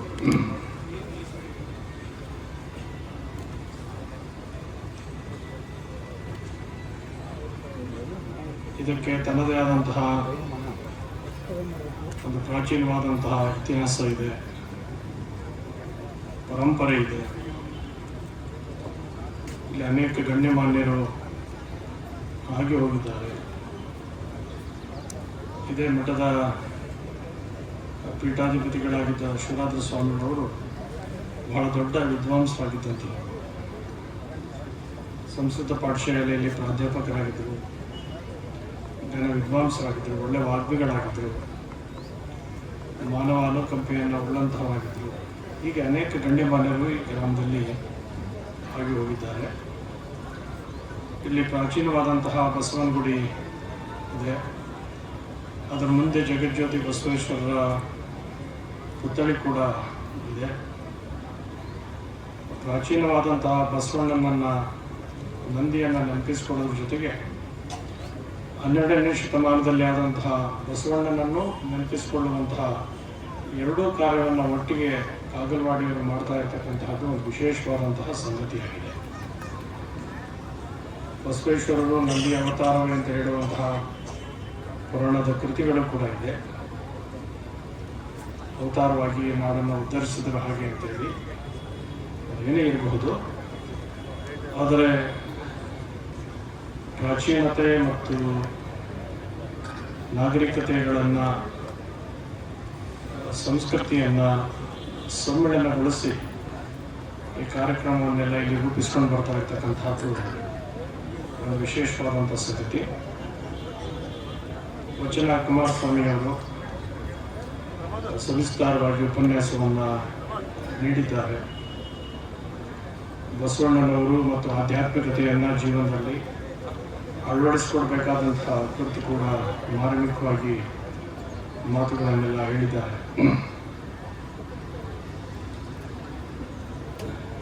ನಮ್ಮಲ್ಲಿ ಯಾವುದೇ ಗ್ರಾಮಕ್ಕೆ ಹೋದರೂ ಕೂಡ ಅಲ್ಲಿ ಗ್ರಾಮ ದೇವತೆ ಇರುತ್ತೆ, ಅಥವಾ ಬೇರೆ ಬೇರೆ ದೇವಿ ದೇವಸ್ಥಾನ ಇರ್ಬೋದು, ಶಿವನ ದೇವಸ್ಥಾನ ಇರ್ಬೋದು, ವಿಷ್ಣು ದೇವಸ್ಥಾನ ಇರ್ಬೋದು. ಆದರೆ ನಂದಿ ಮಾತ್ರ ಎಲ್ಲ ಗ್ರಾಮಗಳಲ್ಲೂ ಸಾಮಾನ್ಯವಾಗಿ ಇರುತ್ತೆ. ಅದಕ್ಕೆ ಬಸವನ ಗುಡಿ, ನಂದೀಶ್ವರ ಎಲ್ಲ ಕರೀತಕ್ಕಂಥದ್ದು ಇತ್ತೀಚೆಗೆ. ಹಿಂದೆ ಎಲ್ಲ ಕಟ್ಟೆ ಬಸವ ಅಂತ ಕರೀತಾ ಇದ್ದರು. ಒಂದು ಕೋಲ್ನಂಥ ಬಸ್ಸಿನಲ್ಲಿ ನಂದಿಯನ್ನು ಸ್ಥಾಪನೆ ಮಾಡಿ ಊರಿನ ಮುಂದೆ ಪೂಜೆ ಮಾಡ್ತಾ ಇರ್ತಕ್ಕಂಥದ್ದು ಒಂದು ಪರಂಪರೆ. ಅದು ಕೆಲವು ಕಡೆ ಎತ್ತರವಾದ ಸ್ಥಳದಲ್ಲಿ ಸಣ್ಣ ಗುಡಿ ಮಾಡಿ ಮಾಡ್ತಕ್ಕಂಥದ್ದು, ವಾಟಾಳಪುರದ ಗ್ರಾಮದಲ್ಲಿ ಹೋಗ್ತಿರುವ ಹಾಗೆ, ಅಥವಾ ಒಂದು ಸಣ್ಣ ಕಂಬದಲ್ಲಿ ನಂದಿಯ ವಿಗ್ರಹವನ್ನು ಮಾಡಿ ಪೂಜಿಸುವಂಥ ಒಂದು ಪರಂಪರೆ ನಮ್ಮಲ್ಲಿ ಪ್ರಾಚೀನ ಕಾಲದಿಂದ ಬೆಳೆದು ಬಂದಿದೆ. ನೀವು ಟಿ ನರಸೀಪುರದಲ್ಲಿ, ತಿರುಮಕೂರಿನಲ್ಲಿ ಇತ್ತೀಚೆಗೆ ಕುಂಭಮೇಳ ನಡೆದದನ್ನು ಗಮನಿಸಿದ್ರಿ. ಅಲ್ಲಿ ಎಲ್ಲ ಧಾರ್ಮಿಕ ಕಾರ್ಯಕ್ರಮಗಳು ಕೂಡ ಪ್ರಾರಂಭವಾಗ್ತಕ್ಕಂಥದ್ದು ಕಾವೇರಿ, ಕಪಿಲೆ ಮತ್ತು ಸ್ಫಟಿಕ ಸರೋವರ ಸೇರುವಂತಹ ಜಾಗದಲ್ಲಿ ನಂದಿಯ ವಿಗ್ರಹ ಇದೆಯಲ್ಲ, ಆ ನಂದಿಯ ವಿಗ್ರಹಕ್ಕೆ ಶಾಸ್ತ್ರೋಕ್ತವಾಗಿ ಪೂಜೆ ಮಾಡಿದ ಮೇಲೆ ಅಲ್ಲಿ ವಿಧಿವಿಧಾನಗಳು ಕೂಡ ಪ್ರಾರಂಭವಾಗ್ತಕ್ಕಂಥದ್ದು. ಹೀಗೆ ನಂದಿಯನ್ನು ವ್ಯಾಪಕವಾಗಿ ಪೂಜೆ ಮಾಡುವಂತಹ ಪರಂಪರೆ ಇದೆ. ನಂದಿಗೆ ವಿಶೇಷವಾಗಿ ಮಹತ್ವ ಇರೋದು ಯಾತಕ್ಕೆ ಅಂತಂದರೆ, ನೀವು ಯಾವುದೇ ಶಿವನ ದೇವಸ್ಥಾನಕ್ಕೆ ಹೋದರೂ ಕೂಡ ಒಂದು ನಂದಿ ಇರಲೇಬೇಕು. ನಂದಿ ಇರೋ ಕಡೆ ಶಿವ ಇರಬೇಕು ಅಂತಿಲ್ಲ, ಶಿವ ಇರೋ ಕಡೆ ನಂದಿ ಇರಲೇಬೇಕು. ಅದು ನೇಪಾಳದ ಪಶುಪತಿನಾಥಕ್ಕೆ ಹೋಗಿ, ಧರ್ಮಸ್ಥಳಕ್ಕೆ ಹೋಗಿ, ಯಾವ ದೇವಸ್ಥಾನಕ್ಕೆ ಹೋದರೂ ಒಂದು ನಂದಿ ಇದ್ದೇ ಇರುತ್ತೆ. ಅದರ ಮುಖ್ಯವಾದಂತಹ ಒಂದು ಸಂದೇಶ ಏನು ಅಂತಂದರೆ, ನಂದಿ ಯಾವತ್ತು ಶಿವನಿಗೆ ಬೆನ್ನು ಮಾಡ್ಕೊಂಡು ಇರೋದು ಎಲ್ಲರೂ ನೋಡ್ತೀರ, ನೋಡ್ಲಿಕ್ಕೆ ಸಾಧ್ಯ ಇಲ್ಲ. ಎಲ್ಲೋದ್ರೂ ಶಿವನ ಗವಿಮುಖವಾಗಿ ಬಸವಣ್ಣ ಇರ್ತಾರೆ, ನಂದಿ ಇರುತ್ತೆ. ಅಂದರೆ ಜಗತ್ತನ್ನು ಸಂರಕ್ಷಣೆ ಮಾಡುವಂಥ ಒಂದು ಶಕ್ತಿ, ಜಗತ್ತನ್ನು ಸೃಷ್ಟಿ ಮಾಡಿರುವಂಥ ಒಂದು ಚೈತನ್ಯ. ಬಸವಣ್ಣವ್ರು ಹೇಳ್ತಾರಲ್ಲ, ಜಗತ್ತಗಲ, ಮುಗಿಲಾಗಲ್ಲ, ಮಿಗೆಯಾಗಲ್ಲ, ನಿಮ್ಮಗಲ, ಪಾತಾಳದಿಂದ ತತ್ತ ನಿಮ್ಮ ಶ್ರೀ ಚರಣ, ಆಕಾಶದಿಂದ ನಿಮ್ಮ ಶ್ರೀ ಮುಖ, ಅಗಮ್ಯ, ಅಗೋಚರ, ಅಪ್ರತಿಮ. ಹೀಗೆ ಬಸವಣ್ಣವ್ರಿಗೆ ಇಷ್ಟು ಹೇಳಿದ್ರು ಕೂಡ ಭಗವಂತನ ಅವತಾರವನ್ನು ಸಂಪೂರ್ಣವಾಗಿ ವಿವರಿಸಲಿಕ್ಕೆ ಸಾಧ್ಯ ಆಗದೆ ಕರಸ್ಥಳಕ್ಕೆ ಬಂದು ಚುಡುಕಾದಿರೋ. ಹೀಗೆ ಇಡೀ ಜಗತ್ತನ್ನು ಆವರಿಸಿರುವಂಥ ಒಂದು ವಸ್ತು ಜಗತ್ತಲ್ಲಿದ್ದರೆ ಅದು ಭಗವಂತ ಅಂತ ಅನ್ನುವಂತಹದ್ದು ಇಡೀ ಭಗವಂತ ಬಂದು ನನ್ನಲ್ಲೇ ಇದ್ದಾನೆ ಎನ್ನುವಂಥ ಮಾತನ್ನು ಹೇಳ್ತಾರೆ. ಅಷ್ಟು ವಿಸ್ತಾರವಾದಂತಹ ಭಗವಂತನನ್ನು ಒಂದು ದೇವಸ್ಥಾನದಲ್ಲಿ ಪೂಜೆ ಮಾಡುವಾಗ ನಂದಿ ಎದುರಾಗಿರುತ್ತೆ. ಅದರ ಮುಖ್ಯ ಉದ್ದೇಶ ಏನು ಅಂತಂದರೆ, ಯಾವಾಗಲೂ ಭಗವಂತನಿಗೆ ಅಭಿಮುಖನಾಗಿ, ಭಗವಂತನಿಗೆ ಸೇವಕನಾಗಿ, ಭಗವಂತನಿಗೆ ತನ್ನನ್ನು ಸಮರ್ಪಣೆ ಮಾಡಿಕೊಂಡು ಬದುಕನ್ನು ನಡೆಸಬೇಕೇ ಹೊರತು ಭಗವಂತನಿಗೆ ತಿರುಗಿಕೊಂಡು ಯಾವತ್ತೂ ಜೀವನ ನಡೆಸಬಾರ್ದು ಅಂತಕ್ಕಂಥದ್ದು ನಮ್ಮ ಪ್ರಾಚೀನ ಕಾಲದ ಜನರು ನಮಗೆ ಕೊಟ್ಟಿರುವಂಥ ಅಪೂರ್ವವಾದ ಸಂದೇಶ ಅಂತ ಅನ್ನೋದನ್ನು ಭಾವಿಸಬೇಕು. ಅಂತಹ ಒಂದು ಗುಡಿ ಇವತ್ತು ಸಂಪ್ರೋಕ್ಷಣೆ, ಅದಕ್ಕೆ ಸೊಗಸಾದಂಥ ಗೋಪುರ ಕಟ್ಟಿಸಿದ್ದಾರೆ, ಕುಂಭಾಭಿಷೇಕ ಆಗಿದೆ. ಅಲ್ಲಿ ಬಸವಣ್ಣವರ ಪುತ್ಥಳಿ ಕೂಡ ಇದೆ. 12ನೇ ಶತಮಾನದಲ್ಲಿ ಬಸವಣ್ಣವರು ಈ ಒಂದು ನಮ್ಮ ಧಾರ್ಮಿಕ ಇತಿಹಾಸದಲ್ಲೇ ಒಂದು ಹೊಸ ಮನ್ವಂತರಕ್ಕೆ ಕಾರಣರಾದಂಥದ್ದು. ಯಾವುದನ್ನು ಜಗತ್ತಿನಲ್ಲಿ 21ನೇ ಶತಮಾನದಲ್ಲಿ ಕಾನೂನು ಸಹಿತವಾಗಿ ಸಂವಿಧಾನದತ್ತವಾಗಿ ಮಾಡಲಿಕ್ಕೆ ಕೂಡ ಕಷ್ಟ ಅಂತ ಭಾವಿಸ್ತಾರೋ ಅಂತಹದನ್ನು ಸರಳವಾಗಿ ಜನರ ಮನಸ್ಸನ್ನು ಒಲಿಸಿ ಇಂತಹ ಕ್ರಾಂತಿಕಾರ ಬದಲಾವಣೆಗೆ ಕಾರಣವಾದಂತಹದ್ದು ಈ ಜಗತ್ತಿನಲ್ಲಿ 12ನೇ ಶತಮಾನ ಅಂತಕ್ಕಂಥದ್ದು ಕರ್ನಾಟಕದವರೆಲ್ಲರೂ ಕೂಡ ಅಭಿಮಾನ ಪಡಬೇಕಾದಂಥ ಸಂಗತಿ. ಹಾಗೆ ಬಸವಣ್ಣವರು ಒಂದು ವೈದಿಕ ಮನೆಯಲ್ಲಿ ಜನಿಸಿದಂಥವ್ರು. ಅಲ್ಲಿಯ ಕೆಲವು ಸಂಗತಿಗಳಲ್ಲಿ ಕರ್ಮಠತನ ಅನ್ಬೋದು ಅಥವಾ ಸಮಾನತೆ ಅಂತನ್ಬೋದು, ಇಂಥವುಗಳನ್ನು ಗಮನಿಸಿ ಅಲ್ಲಿಂದ ಅವರು ಸಿಡಿದೆದ್ದು ಭಗವಂತನ ಸಾಕ್ಷಾತ್ಕಾರವನ್ನು ಸಮಗ್ರಿಗೂ ತೊಡಗಿಸಿಕೊಳ್ಳುವಂಥ ಅವಕಾಶವನ್ನು ಕಲ್ಪಿಸಬೇಕು ಅಂತ ಅನ್ನೋ ಸಂಕಲ್ಪವನ್ನು ಮಾಡಿದ ಕಾರಣದಿಂದಾಗಿ ಎಳೆಯ ವಯಸ್ಸಿನಲ್ಲಿ ಜಗಜ್ಯೋತಿಯಾದರು, ವಿಶ್ವವಿಭೂತಿಯಾದರು. ಸಾಮಾನ್ಯವಾಗಿ ಮನುಷ್ಯನ ಜೀವನದಲ್ಲಿ ಅನೇಕ ಘಟನೆಗಳು ಸಂಭವಿಸುತ್ತವೆ. ಆದರೆ ಯಾರು ಮಹಾತ್ಮರಾಗಿರ್ತಾರೋ, ಯಾರು ಸೂಕ್ಷ್ಮ ಮನಸ್ಸನ್ನು ಉಳ್ಳಿರ್ತಾರೋ, ಯಾರು ದೂರದೃಷ್ಟಿಯಲ್ಲಿ ಉಳ್ಳಿರ್ತಾರೋ ಅವ್ರಿಗೆ ಅಂತಹ ಒಂದೊಂದು ಘಟನೆ ಕೂಡ ಜೀವನದ ಪರಿವರ್ತನೆಗೆ ಸಾಧ್ಯ ಆಗುತ್ತೆ. ಮಹಾತ್ಮ ಗಾಂಧೀಜಿಯವರು ದಕ್ಷಿಣ ಆಫ್ರಿಕಾದಲ್ಲಿದ್ದಾಗ ಆಗ ಕಪ್ಪು ಬಿಳಿಯರ ಸಂಘರ್ಷ ಬಹಳವಾಗಿ ನಡೀತಾ ಇರುತ್ತೆ. ಕಪ್ಪಿನ ಜನ ಅವರು ನಮ್ಮ ಸೇವೆ ಮಾಡಲಿಕ್ಕೋಸ್ಕರ ಹೊರತು ಬೇರೆ ಯಾವುದೇ ಅರ್ಹತೆಗಳು ಇಲ್ಲ ಅಂತನ್ನೋದು ಕಳೆದ ಕೆಲವು ವರ್ಷಗಳ ತನಕ ಇದ್ದಂತಹದ್ದು. ಆಗ ಅವರು ಅಲ್ಲಿದ್ದಾಗ ಹೋರಾಟ ಅಲ್ಲಿ ಸೂಕ್ಷ್ಮವಾಗಿ ನಡೀತಾನೆ ಇರ್ತದೆ. ಒಂದು ದಿವಸ ಅವರು ಟ್ರೈನ್ನಲ್ಲಿ ಫಸ್ಟ್ ಕ್ಲಾಸ್ ಟಿಕೆಟ್ ತೆಗೆದುಕೊಂಡು ಟ್ರೈನಲ್ಲಿ ಕುಳಿತಿರ್ತಾರೆ.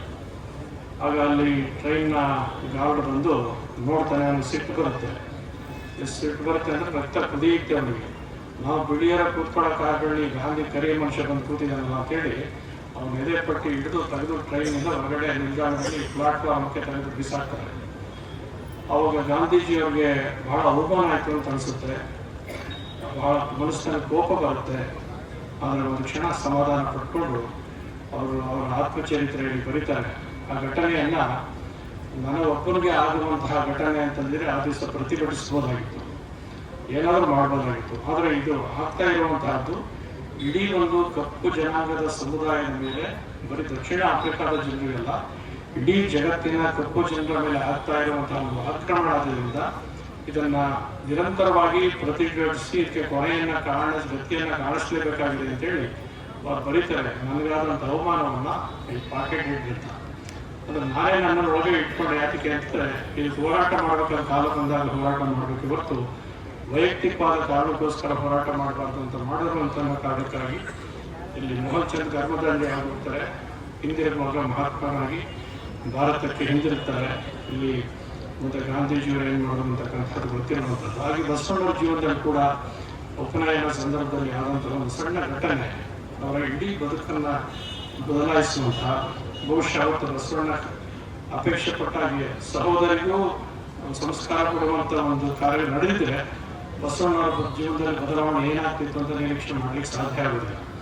ಆದರೆ ಅಂತಹ ಕಾರಣದಿಂದಾಗಿ ಬಸವಣ್ಣವರು ಸಿಡಿದೆದ್ದು ಹೊರಗೆ ಬಂದು ಇಂತಹ ಅನೇಕ ಧಾರ್ಮಿಕ ಸುಧಾರಣೆಗಳನ್ನು ಮಾಡಲಿಕ್ಕೆ ಸಾಧ್ಯ ಆಯಿತು ಅಂತಕ್ಕಂತಹದ್ದು ನಮಗೆಲ್ಲ ಗೊತ್ತಿರುವಂಥ ಸಂಗತಿ. ಅವರ ಒಂದೊಂದು ವಚನಗಳು ಕೂಡ ಅಷ್ಟು ಮೌಲಿಕವಾದಂಥದ್ದು. ಅನುಭವ ಮಂಟಪದ ವಿಚಾರವನ್ನು ಕುಮಾರಸ್ವಾಮಿ ಹೇಳಿದರು. ಅಲ್ಲಿ ಈಗ ಅನುಭವ ಮಂಟಪ ಅಂದರೆ ನಮ್ಮ ದೃಷ್ಟಿಯಲ್ಲಿ ಕಟ್ಟಡನೇ ಇರುತ್ತೆ. ಅಲ್ಲಿ ಒಂದು ಕೊಳ ಇದೆ, ಅಲ್ಲಿ ಬಿಲ್ವ ವೃಕ್ಷಗಳು, ಬಿಲ್ಪತ್ರೆ ವನ ಅಂತಲೇ ಕರೀತಕ್ಕಂತಹದ್ದು. ತ್ರಂಬಕ ಇರ್ಬೋದು, ಅಲ್ಲಿ ಬಿಲ್ವಪತ್ರೆಗಳ ಮಧ್ಯದಲ್ಲಿ ಮುಂಚೆ ಇದ್ದಿದ್ದೇನು ಅಂತಂದ್ರೆ ಸಣ್ಣ ಸಣ್ಣ ಗವಿಗಳು, ಒಬ್ಬೊಬ್ಬ ಶರಣರು ಸಣ್ಣ ಸಣ್ಣ ಗವಿನಲ್ಲಿ ಇರ್ತಾ ಇದ್ರು. ಹಾಗೆ ಇದ್ದು ಎಲ್ಲರೂ ಸಮಾನವಾಗಿ ಸಮಾಲೋಚನೆ ಮಾಡಿ, ಅದು ಹಡಪದ ಅಪ್ಪಣ್ಣ ಇರ್ಬೋದು, ಚೆನ್ನೈ ಇರ್ಬೋದು, ಮಾಚೆ ಇರ್ಬೋದು, ಎಲ್ಲರೂ ತಮ್ಮ ಅಭಿಪ್ರಾಯಗಳನ್ನು ಮುಕ್ತವಾಗಿ ಹೇಳುವಂಥ ಅವಕಾಶವನ್ನು ಕಲ್ಪಿಸಿಕೊಟ್ಟಂತಹ, ಅದಕ್ಕೆ ಅಲ್ಲಮ ಪ್ರಭುವನ್ನು ಅಧ್ಯಕ್ಷರನ್ನಾಗಿ ಮಾಡಿ ಪೀಠಾರೋಹಣವನ್ನು ಶೂನ್ಯ ಸಿಂಹಾಸನವನ್ನು ಸ್ಥಾಪನೆ ಮಾಡಿ ಅಲ್ಲಮ ಪ್ರಭುವಿನಲ್ಲಿ ಸಿಂಹಾಸನವನ್ನು ಮಾಡಿ ಮುಕ್ತವಾಗಿ ಎಲ್ರಿಗೂ ಆಧ್ಯಾತ್ಮಿಕವಾಗಿ ಲೌಕಿಕವಾಗಿ ಅನಿಸ್ತಂಥ ಅವರೆಲ್ಲ ಅನಿಸಿಕೆಗಳನ್ನು ಪರಸ್ಪರ ವಿನಿಮಯ ಮಾಡಿಕೊಂಡು ಆ ಮೂಲಕವಾಗಿ ಒಂದು ಸತ್ಯದ ಸಾಕ್ಷಾತ್ಕಾರಕ್ಕೆ ಮುನ್ನಡೆದಂತಹದ್ದು ಬಸವಣ್ಣರ ಒಂದು ಪ್ರಮುಖವಾದ ಜೀವನದ ಘಟ್ಟ ಅವರು. ಅವತ್ತು ಬಸವಣ್ಣವರು 1,96,000 ಜನರಿಗೆ ದಾಸೋಹ ಎಡೆ ಮಾಡ್ತಿದ್ರು ಅಂತಿದೆ, ಇತ್ಯಾದಿ ಅನೇಕ ಮಾತುಗಳೆಲ್ಲ ಇದೆ. ಆದರೆ ಬಸವಣ್ಣವರು ಹೇಳೋ ಮಾತು, ಬೇಡುವವರಿಲ್ಲದೆ ಬಡವನಾದೇನೆ ಆಗ್ತದೆ. ಇವತ್ತು ನೀವು ಪೇಪರ್ಲೆಲ್ಲ ನೋಡ್ತಾ ಇದ್ದೀವಿ, ಸರ್ಕಾರಕ್ಕೆ ಆ ಕಾರಣಕ್ಕೆ ತೊಂದರೆ ಇದೆ, ಸರ್ಕಾರಕ್ಕೆ ಈ ಕಾರಣಕ್ಕೆ ತೊಂದರೆ ಇದೆ. ಆದರೆ ಬಸವಣ್ಣವರ ಕಾಲದಲ್ಲಿ ಕಾಯಕಕ್ಕೆ ಅಷ್ಟು ಮಹತ್ವ ಕೊಟ್ಟದ್ರಿಂದ ಯಾವುದೇ ಶರಣ ಇರ್ಬೋದು, ಯಾರೇ ಬಂದಂಥವ್ರು ಇರ್ಬೋದು, ಪ್ರತಿಯೊಬ್ಬರೂ ಕಾಯಕವನ್ನು ಅವಲಂಬಿಸಿ ಬದುಕನ್ನು ನಡೆಸಬೇಕು ಅಂತೇಳಿ. ಕಾಯಕರಹಿತವಾದ ಬದುಕು ಮನುಷ್ಯನಿಗೆ ಸರ್ವ ಪರವಾದಂಥ ಏಳಿಗೆ ಅವಕಾಶವನ್ನು ಕಲ್ಪಿಸೋದಿಲ್ಲ.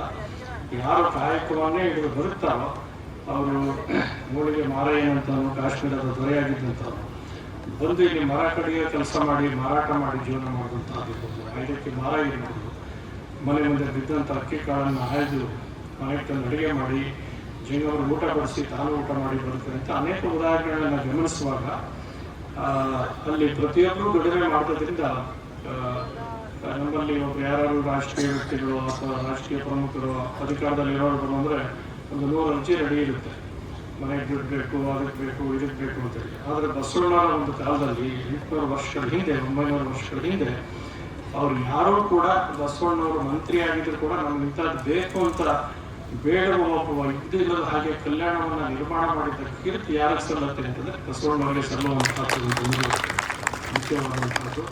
ಅಂತ ಬಸವಣ್ಣವರನ್ನ ಗುಡಿ ಇದೆ, ಸ್ಮರಣೆ ಮಾಡುವಂಥ ಶುಭಾವಸರದಲ್ಲಿ ನಾವೆಲ್ಲ ಸೇರಿದ್ದೇವೆ. ಒಂದು ಒಳ್ಳೆಯ ಧಾರ್ಮಿಕ ಸಮಾವೇಶ ಇವತ್ತು ಇಲ್ಲಿ ಸಮಾವೇಶಗೊಂಡಿದೆ. ಹಿಂದೆ ಈ ಗ್ರಾಮದಲ್ಲಿ ಆದಂಥ ಪ್ರಮುಖ ಘಟ್ಟಗಳನ್ನು ಕೂಡ ಸ್ವಾಗತ ಮಾಡ್ತಾ ಶಿವಸ್ವಾಮಿಯವರು ಪ್ರಸ್ತಾಪ ಮಾಡಿದ್ದಾರೆ. ಅಂತ ಒಂದು ಒಳ್ಳೆಯ ಕಾರ್ಯಕ್ರಮ. ಇಲ್ಲಿಗೆ ಸಿದ್ಧಗಂಗೆಯ ಪೂಜ್ಯ ಕಿರಿಯಶ್ರೀಗಳು, ಅನೇಕ ಪೂಜ್ಯರೆಲ್ಲ ಆಗಮಿಸಿದ್ದಾರೆ. ಅವರೆಲ್ಲರೂ ಆಶೀರ್ವಚನವನ್ನು ನೀಡುವವರಿದ್ದಾರೆ. ಅದಾದ ನಂತರ ಎಲ್ಲ ಸಾಮಗ್ರಿಯನ್ನು ಮಾಡಿದ ಮೇಲೆ ಪ್ರಸಾದ ಇರುತ್ತೆ. ಅದರಿಂದ ನೀವೆಲ್ಲರೂ ಸಮಾಧಾನ ಕುಳಿತು ಎಲ್ಲರ ಮಾತುಗಳನ್ನು ಕೇಳಿ, ಇಲ್ಲಿ ಕುಮಾರಸ್ವಾಮಿ ಅವರಿಗೆಲ್ಲ ಇಂಥ ಒಂದು ಸದಾವಕಾಶ ಲಭ್ಯ ಆಗಿದೆ ಅಂತ ಮಾತುಗಳನ್ನು ಕೇಳಿ ಮನುಷ್ಯ ಕೇಳುವಂಥದ್ದು ಬಹಳ ಮುಖ್ಯವಾದಂಥದ್ದು. ನಾವು ಜೀವನದಲ್ಲಿ ಕೇಳಿದರೆ ಯಾವತ್ತಾದರೂ ಒಂದು ದಿವಸ ಮನುಷ್ಯನಿಗೆ ದುಃಖ ಆದಾಗ, ನೋವಾದಾಗ, ಭಯ ಆದಾಗ ಅವ್ರು ಕೇಳಿದಂಥ ಒಂದು ಮಾತು ಆತನಿಗೆ ಸಾಂತ್ವನವನ್ನು ನೀಡುವಂಥ ಸಾಮರ್ಥ್ಯ, ಅವರಪ್ಪ ಹೇಳ್ತಿದ್ರು, ಹೀಗೆ ಹೇಳ್ತಿದ್ರು ಅಂತ ಹೇಳುವಂಥ ಒಂದು ತನ್ನಷ್ಟಕ್ಕೆ ಧೈರ್ಯವನ್ನು ತಂದುಕೊಳ್ಳುವಂಥ ಆತ್ಮವಿಶ್ವಾಸವನ್ನು ಮೂಡಿಸಿಕೊಳ್ಳುವಂಥ ಕೆಲಸ ಅತ್ಯುತ್ತಮವಾದ ಶ್ರವಣದಿಂದ ಸಾಧ್ಯ ಇದೆ. ನೀವೆಲ್ಲ ಹೀಗೆ ಸಾವಧಾನ ಚಿತ್ತರಾಗಿ ಕಾರ್ಯಕ್ರಮದ ಕೊನೆಯ ತನಕ ಇರ್ತೀರಿ ಅಂತ ಆಶಿಸಿ ಆ ಕಾರ್ಯಕ್ರಮ ಯಶಸ್ವಿಯಾಗಿ ನಡೆಯಲಿ. ಇಲ್ಲಿ ಗುಡಿಯ ಕಾರ್ಯ ನಡೆದಿದೆ, ಅಲ್ಲಿ ಪೂಜೆ ವಿಧಿವಿಧಾನಗಳು ಮತ್ತು ಭಕ್ತರ ಶ್ರದ್ಧೆಯ ಕೇಂದ್ರವಾಗಿ ಅದು ಮುಂದುವರಿಯಲಿ ಅಂತ ಆಶಯವನ್ನು ವ್ಯಕ್ತ ಮಾಡಿ ಭಗವಂತನ ಕೃಪೆ ಎಲ್ರಿಗೂ ಸದಾಕಾಲ ಇರಲಿ ಅಂತ ಹರಿಸಿ ಈ 4 ಮಾತಿಗೆ ನಾವು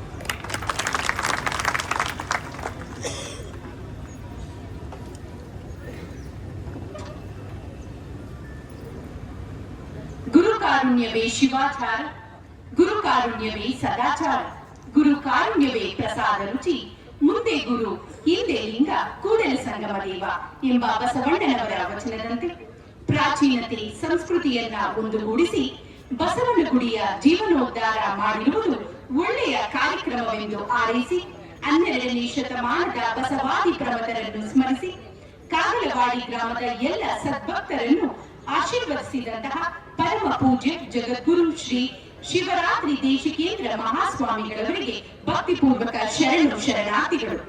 ಪೂಜ್ಯರಿಗೆ ಕರಣ್ ರವಿ ಹಾಗೂ ನಂಜುಂಡ ಸ್ವಾಮಿರವರು ಭಕ್ತಿ ಸಮರ್ಪಣೆಯನ್ನ ಮಾಡಲಿದ್ದಾರೆ.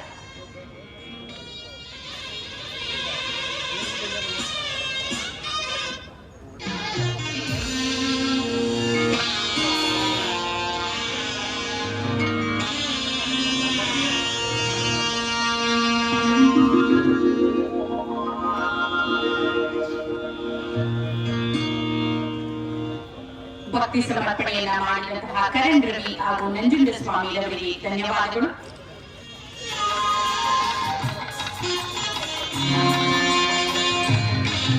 ಮುಂದಿನ ಕಾರ್ಯಕ್ರಮ.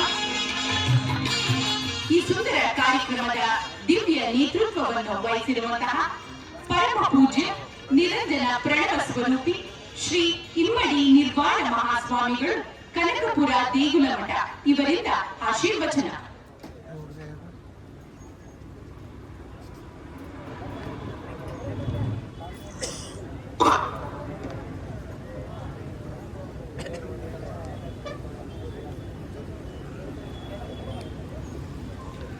ಹಲೋ ಮಾತೆಯನ್ನು ನೀ ನುಡಿದು ಪಾದವನಿಟ್ಟ ನೆಲವೇ ಸುಕ್ಷೇತ್ರ ಜಲವೇ ಪಾವನ ತೀರ್ಥ ಸುಲಭ ಶ್ರೀ ಗುರುಕ ಕೃಪೆಯಾಗು. ಹುಲ್ಲಾಗು ಬೆಟ್ಟದಡಿ ಮನೆಗೆ ಮಲ್ಲಿಗೆಯಾಗು, ಕಲ್ಲಾಗು ಕಷ್ಟಗಳ ಒಳಗೆ ಸುರಿಯೆ, ಬೆಲ್ಲ ಸಕ್ಕರೆಯಾಗು ದೀನ ದುರ್ಬಲರಿಗೆ ಎಲ್ಲರೂ ಬಂದಾಗು ಮಂಕುತಿಮ್ಮ. ಬಸವಾದಿ ಶಿವಶರಣರನ್ನ ಭಕ್ತಿಯಿಂದ ಸ್ಮರಣೆ ಮಾಡಿ ಈ ಪವಿತ್ರ ಸಮಾರಂಭದಲ್ಲಿ ದಿವ್ಯ ಸಾನ್ನಿಧ್ಯವನ್ನ ದಯಪಾಲಿಸಿ ನಮ್ಮ ನಿಮ್ಮೆಲ್ಲರಿಗೂ ದರ್ಶನ ಮತ್ತು ಆಶೀರ್ವಾದವನ್ನ ದಯಪಾಲಿಸಿದಂತಹ ಪರಮ ಪೂಜ್ಯ ಜಗದ್ಗುರು ಶ್ರೀ ಶ್ರೀ ಶಿವರಾತ್ರಿ ದೇಶಿಕೇಂದ್ರ ಮಹಾಸ್ವಾಮಿಗಳವರ ದಿವ್ಯ ಅಡಿದಾವರಗಳಲ್ಲಿ ಭಕ್ತಿಯಿಂದ ನತಮಸ್ತಕನಾಗಿ ಈ ಕಾರ್ಯಕ್ರಮದ ದಿವ್ಯ ಸಮ್ಮುಖವನ್ನ ದಯಪಾಲಿಸಿರುವಂತಹ ಸಿದ್ಧಗಂಗಾ ಮಠದ ಕಿರಿಯ ಶ್ರೀಗಳಾದಂತಹ ಪರಮ ಪೂಜ್ಯ ಶ್ರೀ ನಿರಣ್ಯ ಪ್ರಣವ ಸ್ವರೂಪ ಶಿವಸಿದ್ದೇಶ್ವರ ಮಹಾಸ್ವಾಮಿಗಳವರ ಪವಿತ್ರ ಪಾದಗಳಲ್ಲಿ ಶಿರಸಾಷ್ಟಾಂಗ ನಮಸ್ಕಾರಗಳನ್ನ ಸಮರ್ಪಿಸಿ ಈ ಸಮಾರಂಭದಲ್ಲಿ ತಮ್ಮೆಲ್ಲರಿಗೂ ದರ್ಶನವನ್ನ ದಯಪಾಲಿಸುತ್ತಿರುವಂತಹ ವಾಟಾಳ ಮಠದ ಪೂಜ್ಯರಲ್ಲಿ, ಹರವೆ ಮಠದ ಪೂಜ್ಯರಲ್ಲಿ, ಮುಡಿಗುಂಡ ಮಠದ ಪೂಜ್ಯರಲ್ಲಿ, ನಮ್ಮ ಮುಡುಕನಪುರ ಮಠದ ಪೂಜ್ಯರಲ್ಲಿ, ಮರಿಯಾಲ ಮಠದ ಪೂಜ್ಯರಲ್ಲಿ, ನಗರ ಮಠದ ಪೂಜ್ಯರಲ್ಲಿ, ಅಂಟ್ರಕಳ್ಳಿ ಮಠದ ಪೂಜ್ಯರು, ಕಾರಾಪುರ ಮಠದ ಪೂಜ್ಯರು, ಎಲ್ಲ ಹರಗುರು ಚರಮೂರ್ತಿಗಳವರ ಪವಿತ್ರವಾದಂತಹ ಪಾದಗಳಲ್ಲಿ ಭಕ್ತಿಯ ನಮಸ್ಕಾರಗಳನ್ನ ಸಮರ್ಪಣೆ ಮಾಡಿ ಈ ದಿನ ಬಸವ ತತ್ವ ಮಾಡುವಂತೆ ಉಪನ್ಯಾಸವನ್ನು ನೀಡಿದಂತಹ ವಚನ ಕುಮಾರಸ್ವಾಮಿ ಅವರೇ, ಎಲ್ಲ ಶರಣ ಬಂಧುಗಳೇ, ತಮ್ಮೆಲ್ಲರ ಅಂತರಾತ್ಮ ಜ್ಯೋತಿಗೆ ಶರಣಾರ್ಥಿಗಳು.